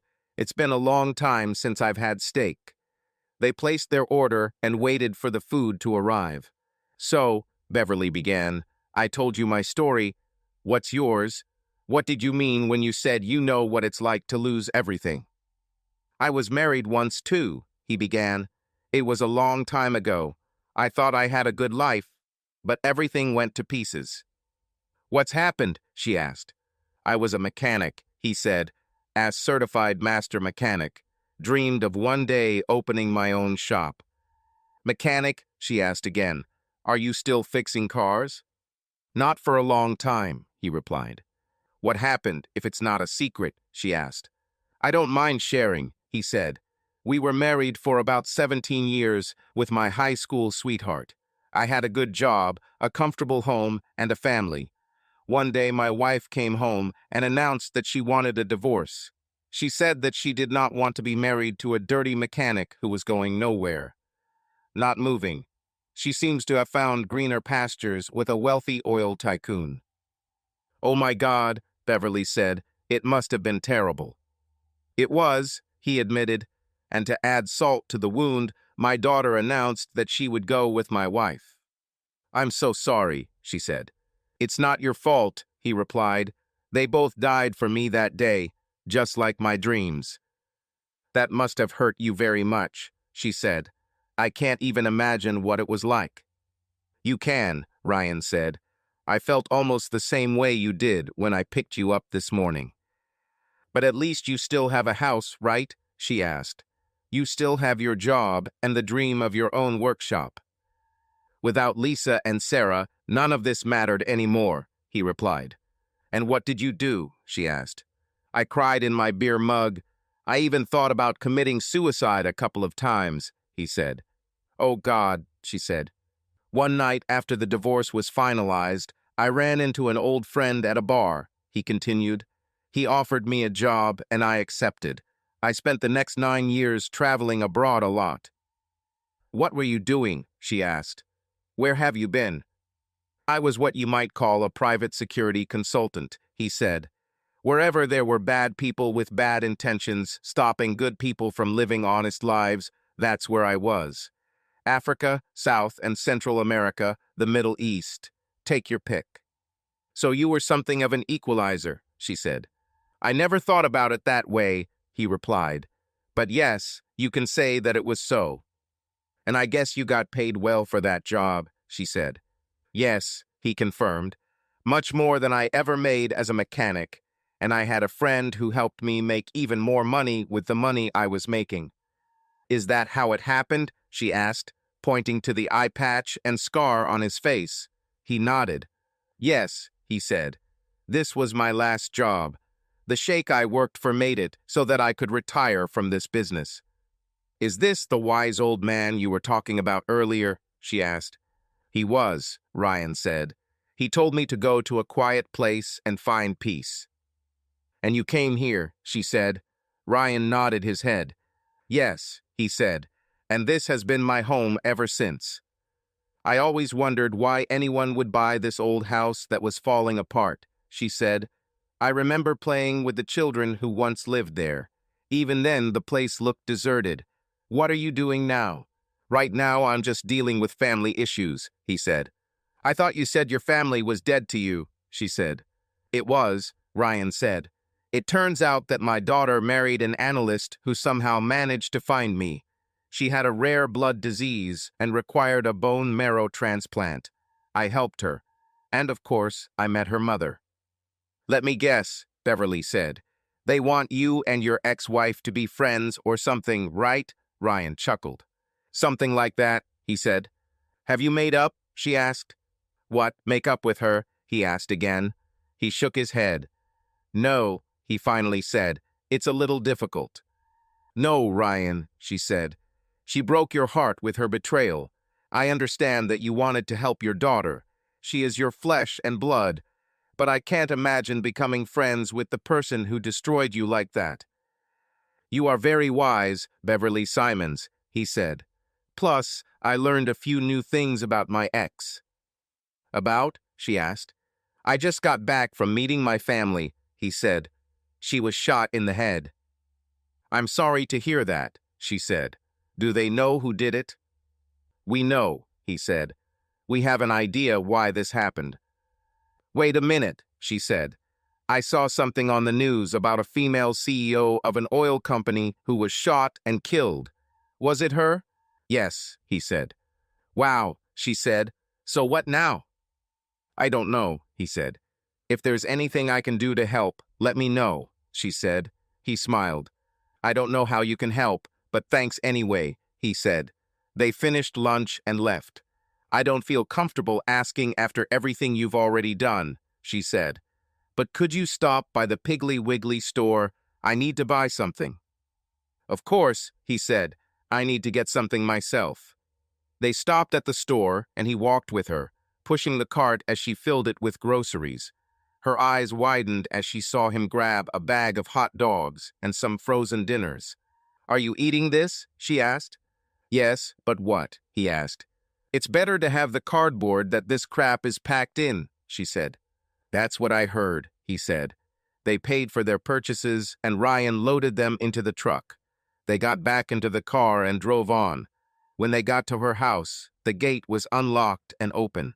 He drove to the house and parked in front of her 2-story ranch house, then helped her carry her groceries inside. Well, I have to go home, he said. She stopped him at the door, hugged him, and kissed him on the cheek. Thank you for everything, she said. I don't know what I would have done if you hadn't given me a ride. He smiled, looking at her beautiful face. It was my pleasure, he said. If you need anything else, let me know. Absolutely, thank you, she said. Can I come see you from time to time? Any time, he said. Let me write down my number for you. He wrote his number on the piece of paper she gave him and gave it back to her. It's been a while since I've asked a woman out, but maybe we could go to a movie or something if it would make you feel good. I would really like that, she said with a smile. He left her feeling like a teenager who had just arranged his first date. When he got home, he laid out some of the groceries he had bought and took his gym bag upstairs. His phone began to vibrate, and he pulled it out of his pocket, noticing that it was Sarah. Then he remembered that he had forgotten to call when his plane landed. He answered the call. "Hello," he said. "Thank God you're okay," Sarah said. "I was very worried. What happened?" "Oh, on the way home I met a widow and helped her a little," he said. "Sorry I didn't call. I just got home." "What news?" "No, nothing special," she said. "We were just worried something had happened to you." "I just had lunch with an attractive widow, then took her to the store," Ryan said. "Are you saying you actually took a woman out to lunch?" she asked. "What about all this about the lack of relationships and the life of a hermit?" "Well, maybe I was too hasty with that," he said. "Someday you will have to tell me about this attractive widow," she said. "I might do that," he said. "Are you still with the FBI?"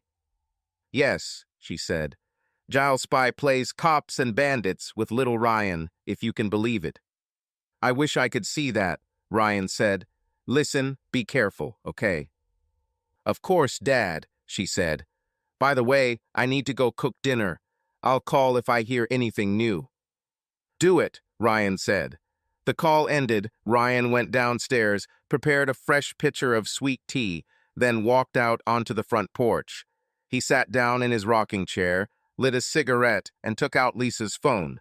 The first thing he did was check to see if it had any spyware on it, as Greg had shown him earlier. He didn't find anything, but just in case, he turned off the GPS. He didn't think anyone would track the phone since she was in a coma, but it was better to be safe than sorry. He spent the next couple of hours going through her emails and messages, trying to find anything that would give him any hint of what was happening. Most of the letters concerned dry business matters that told him little. There were letters about things like audits and balance sheets, and a few letters about minimizing the damage from Jake's upcoming lawsuits, but nothing that helped him truly understand the situation. Then he came across a letter that mentioned a retreat. "I bet you're looking forward to this year," Elmer wrote. He looked through the correspondence and read her response. "This will be the first retreat without Jake," she wrote. "I can't wait to get away and recharge." Ryan thought about the exchange and remembered Elmer mentioning the retreat. What did he say then? He racked his memory and remembered that Elmer had told him about how Lisa had gone crazy at their annual summer retreat. He figured out how to search by mail and started searching using the word retreat. He watched as the app searched for a keyword, the arrow spinning non-stop. He put his phone aside and picked up his own, dialing Jorge's number. "Hey, Ryan," Jorge said when he answered the phone. "I see you are already home." "Yeah, I'm back," Ryan said. "Listen, I need you to find something." "What exactly?" asked Jorge. "It appears that night executives hold an annual retreat somewhere out of town," Ryan said. "Can you dig around and figure out where it might be? I think they have a country property somewhere where they can retire from noisy neighbors." "I'll search and see what I can find," he said. "I'll need some time." "It's no big deal," Ryan said. "Let me know as soon as you find something." They ended the conversation and Ryan had another idea. He called Bob's cell phone. His brother-in-law answered the first ring. "What's wrong, Ryan?" he asked. "Tell me, Bob," Ryan began. "I'm wondering how you found me here." "Well, it took a little work," Bob said. He started talking about county records, macros, and loading tables, which made Ryan's eyes begin to close. "Long story short, you found me by digging through county tax and property records, right?" Ryan asked. "Yeah, you could say that," Bob said. "And what? Can you do the same thing, only this time looking for properties belonging to Jacob Knight or Knight Petroleum?" asked Ryan. Yeah, I don't see any reason why not, Bob said. The macros are already programmed. You just need to change the search parameters. How long might this take? Ryan asked. I don't know, Bob said. A couple of days, maybe a little more. I already did the hardest part of the work when I was looking for you. Get started, Ryan said. Contact Jorge Trujillo, please. Okay, I'll get on with it, Bob said. Ryan gave him Jorge's number, then ended the call. He looked at Lisa's phone and saw that the search had finally completed, and all emails containing the word retreat had been returned. He started looking through them and realized that the retreats were nothing more than 3 to 4 day parties filled with alcohol, illegal sex, and illicit substances. A plan began to formulate as he read these letters. After reading the letters, he turned off her phone and took out the battery. After lighting his last cigarette, he went inside, microwaved a frozen dinner, and then went to bed. The next morning, he was at his makeshift shooting range behind his house, shooting targets with his .45 caliber pistol, when he heard a voice behind him. He put the gun down and turned to see Beverly in a t-shirt and short shorts, holding a basket. "Hello, neighbor," he said, admiring the beautiful view.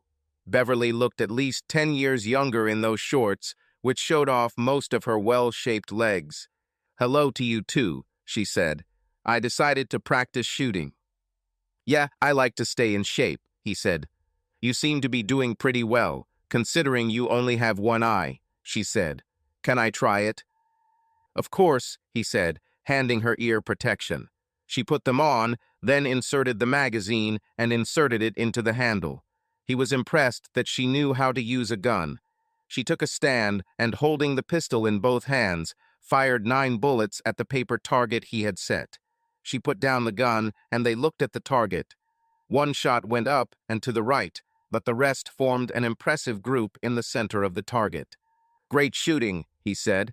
"Where did you learn this?" "Wallace taught me how to shoot when I was old enough to hold a gun," she said. "Did he have guns in the house?" Ryan asked. "Of course," she said.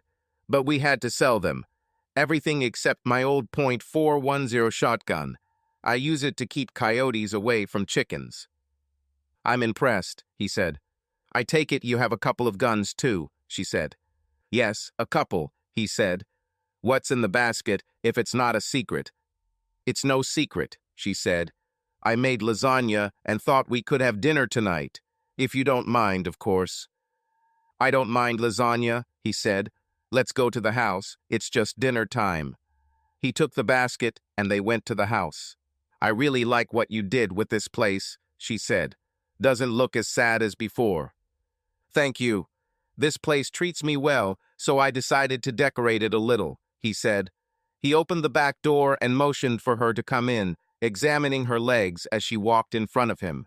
He noticed that there were only a quarter of an inch of jeans between her legs as she climbed the steps into the house. Wallace was lucky to be with her, he thought to himself.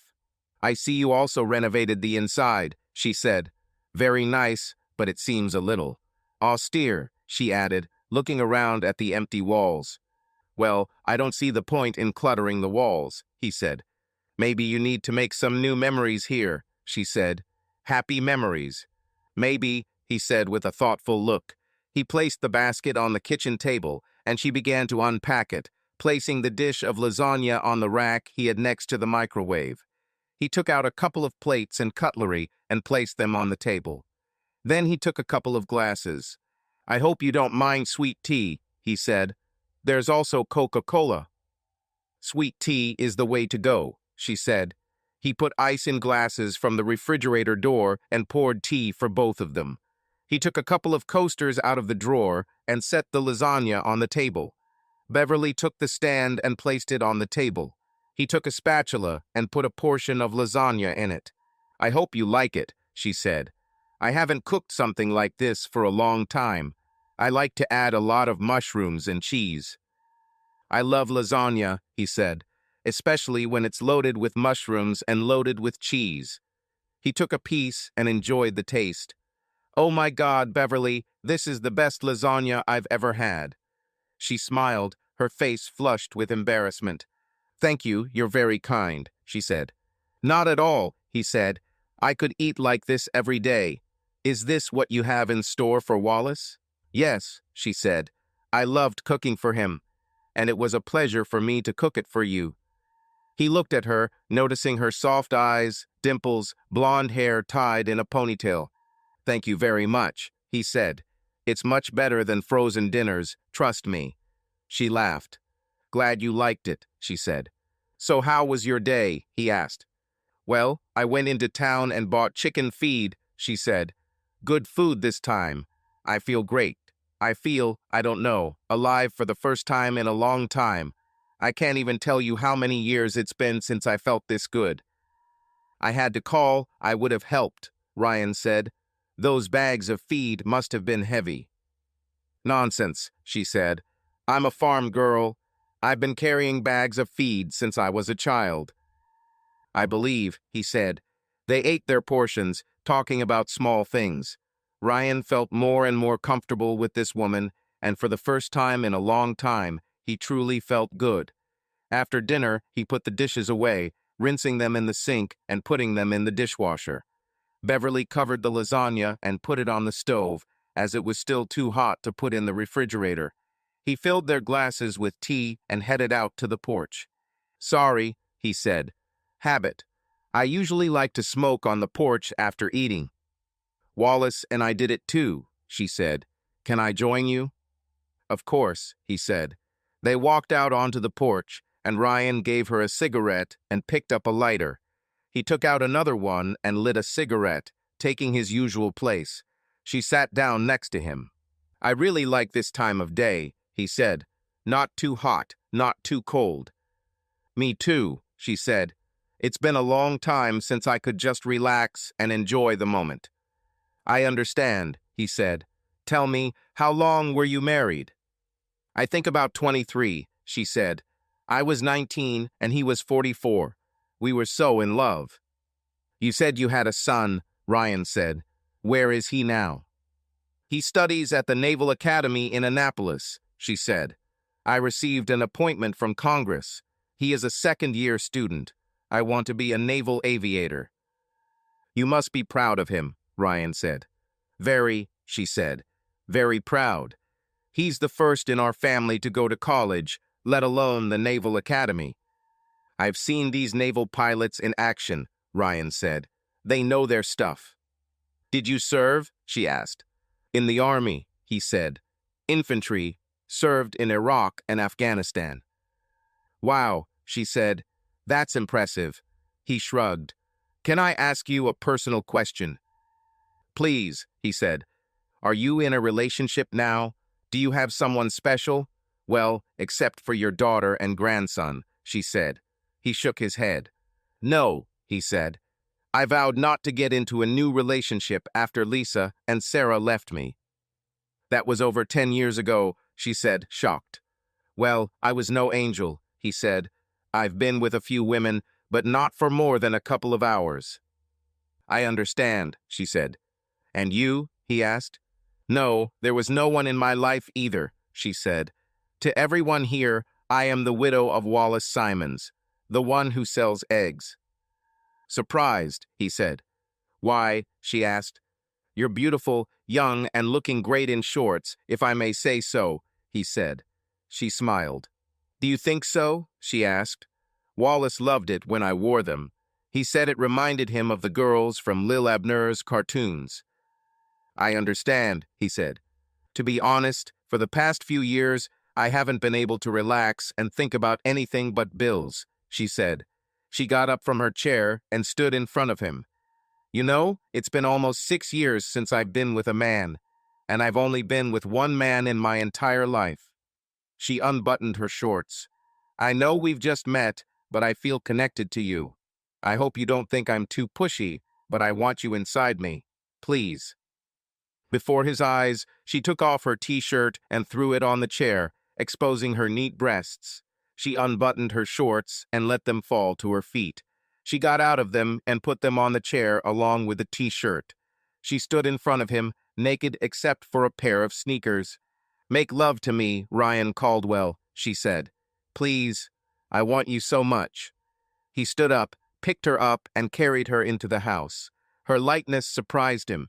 He carried her upstairs, her arms wrapped around his neck, and laid her gently on his bed. When they calmed down, they looked at each other for several minutes. They kissed for a long time, their tongues fighting for control. "Oh my God, that was wonderful," she said as they finally pulled away from each other. "It was better than great," he said. "Your ex was a fool for cheating on someone like that," she said. "I would never do that to you." He smiled as he thought about the possibilities. "Yes, she was a fool," he said, "and I will never do that to you." "I know," she said. They made love for several more hours, changing positions as best they could. Exhausted, they lay in each other's arms, lost in their thoughts. "I know you said you gave up on a relationship, but can we at least be partners?" she asked. "Maybe friends with benefits?"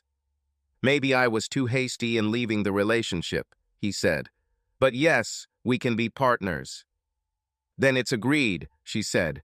"Exclusive partnership." "Of course," he said. "Exclusive. Who knows where this will take us?" She smiled and kissed him deeply. When their kiss ended, she got up from the bed. "I need to get home," she said. "I usually get up very early to feed the chickens and collect eggs." "Need help?" he asked. "I can handle it," she said. "Maybe next time you can stay the night with me, and then you can wake up at 5 in the morning with me." He laughed. "You think I'm joking, right?" she asked. "Are you really getting up that early?" he asked. "Yes," she said. "It's been like this since childhood. It's a common thing on a farm, you know." "Damn it," he said. "You're an impressive woman, you know that." "Glad you think so, cowboy," she said, kissing him. "You're an impressive man, too." They got dressed and went downstairs. "You can save the lasagna, maybe finish it tomorrow or something," she said, heading towards the door. "I'll pick up the dishes later. Don't worry, I know where you live, remember?" They hugged for a few minutes at the door. "I never thought I could feel this way again," he told her. "Thank you. You are a wonderful woman, Beverly Simons." "And you're a damn good man, Ryan Caldwell," she said. "My man, remember this, partner." He smiled, and they kissed each other goodbye. He watched as she got into the car and drove away. He lit a cigarette on the porch, thinking about what had just happened. Maybe Sheriff Coltrane was right. Could Beverly really be the woman he's destined to be with? For the first time in a long time, he felt content, even happy. Having finished smoking, he returned to bed. The next 2 weeks flew by for Ryan. After that first night with Beverly, he began spending every other night with her, waking up at 5 in the morning after a wild night of love. He even helped her with the chickens, and his respect for her grew every day. He realized how hard she worked. It turns out that these bags of feed can actually be quite heavy. How she carried them all these years alone, he wondered. Besides taking care of the chickens, she kept the house immaculately clean, cooked meals fit for a king, and still had enough energy left over to make him a new man at night. In addition, her business selling eggs began to gain momentum again, so she spent most of the day delivering eggs and taking orders for new deliveries. On the nights he stayed home, he still woke up at 5 in the morning, so he started the day with a workout and a run. He spent the rest of his time going through years of Lisa's correspondence, trying to extract at least some useful information from them. He also kept in touch with Jorge, Bob, and Sarah. Bob and Jorge were pretty sure they had the location of Knight's retreat figured out. "Looks like it's just a couple hours north of you in New Mexico," Jorge said. "Seriously?" Ryan asked. "Yes," he said. "I'll send you a Google Map link and you can see for yourself." He did so, and Ryan printed out a large map of the area to study it in more detail. Sarah told him that Lisa had finally been brought out of her induced coma. As the doctor feared, the brain damage turned out to be quite serious. She lost most of her motor functions and could barely speak. She was now confined to a wheelchair for most of the day and undergoing physical therapy. But the doctors said it was unlikely she would ever be able to walk more than a few steps at a time. She has also received speech therapy, and doctors say it is possible that she will one day be able to fully communicate on her own. FBI agents were still guarding Bob, Sarah, and Ryan's parents, but authorities were beginning to believe that the danger was likely over and were considering lifting the guard. The legal case against Jake was moving slowly, and as far as Ryan could tell from contacts with the FBI, the investigations against Knight and Elmer Jenkins were stalled by minor details and legal procedures. A couple of weeks later, Ryan decided it was time to tell Beverly what was going on, and so one night over dinner, he explained the whole situation to her. He even told her about the 9 years he spent as a mercenary. She sat silently while he laid everything out in front of her. When he finished, she nodded and thought for a minute before answering. "Thank you, Ryan," she said. "I appreciate that you trust me enough to tell me the whole truth. I understand why you haven't done this before. I probably would have done the same. The truth is that I suspected something similar." "Is it true?" he asked. "Yes," she said. "You can dress like a normal person, but it's obvious that you're not just some dumb hillbilly. I see how you behave, how you react to everything that happens, and how you analyze everything almost as if you were planning some kind of defense, almost as if you were expecting an attack. I saw that distant look that you sometimes cast, as if you were 1,000 miles away, and I heard you scream in your sleep." He looked at her, amazed. "Who is Dawson, by the way? I heard you shout something like, 'Dawson, no. What is this about?'" "He was my buddy," Ryan said. "We were in Africa. A grenade was thrown into the camp. Everyone else ran for cover, but not Dawson. He covered the grenade with his body just as it exploded. He saved us all." "But he didn't survive, right?" Beverly asked. Ryan shook his head, remembering that night. "No," he said, tears rolling down his cheek. "We were surrounded and couldn't get him out. We used his body to cover the others. He had a wife and 3 children. I was the one who should have told her that he wasn't coming back." "Oh my God," she said. "It must have been terrible." "I've lived with this guilt ever since," he said quietly. "I keep thinking that it should have been me in his place. He had a family to live for. I had nothing." She walked up to him and hugged him while he cried bitter tears. "It's okay," she said.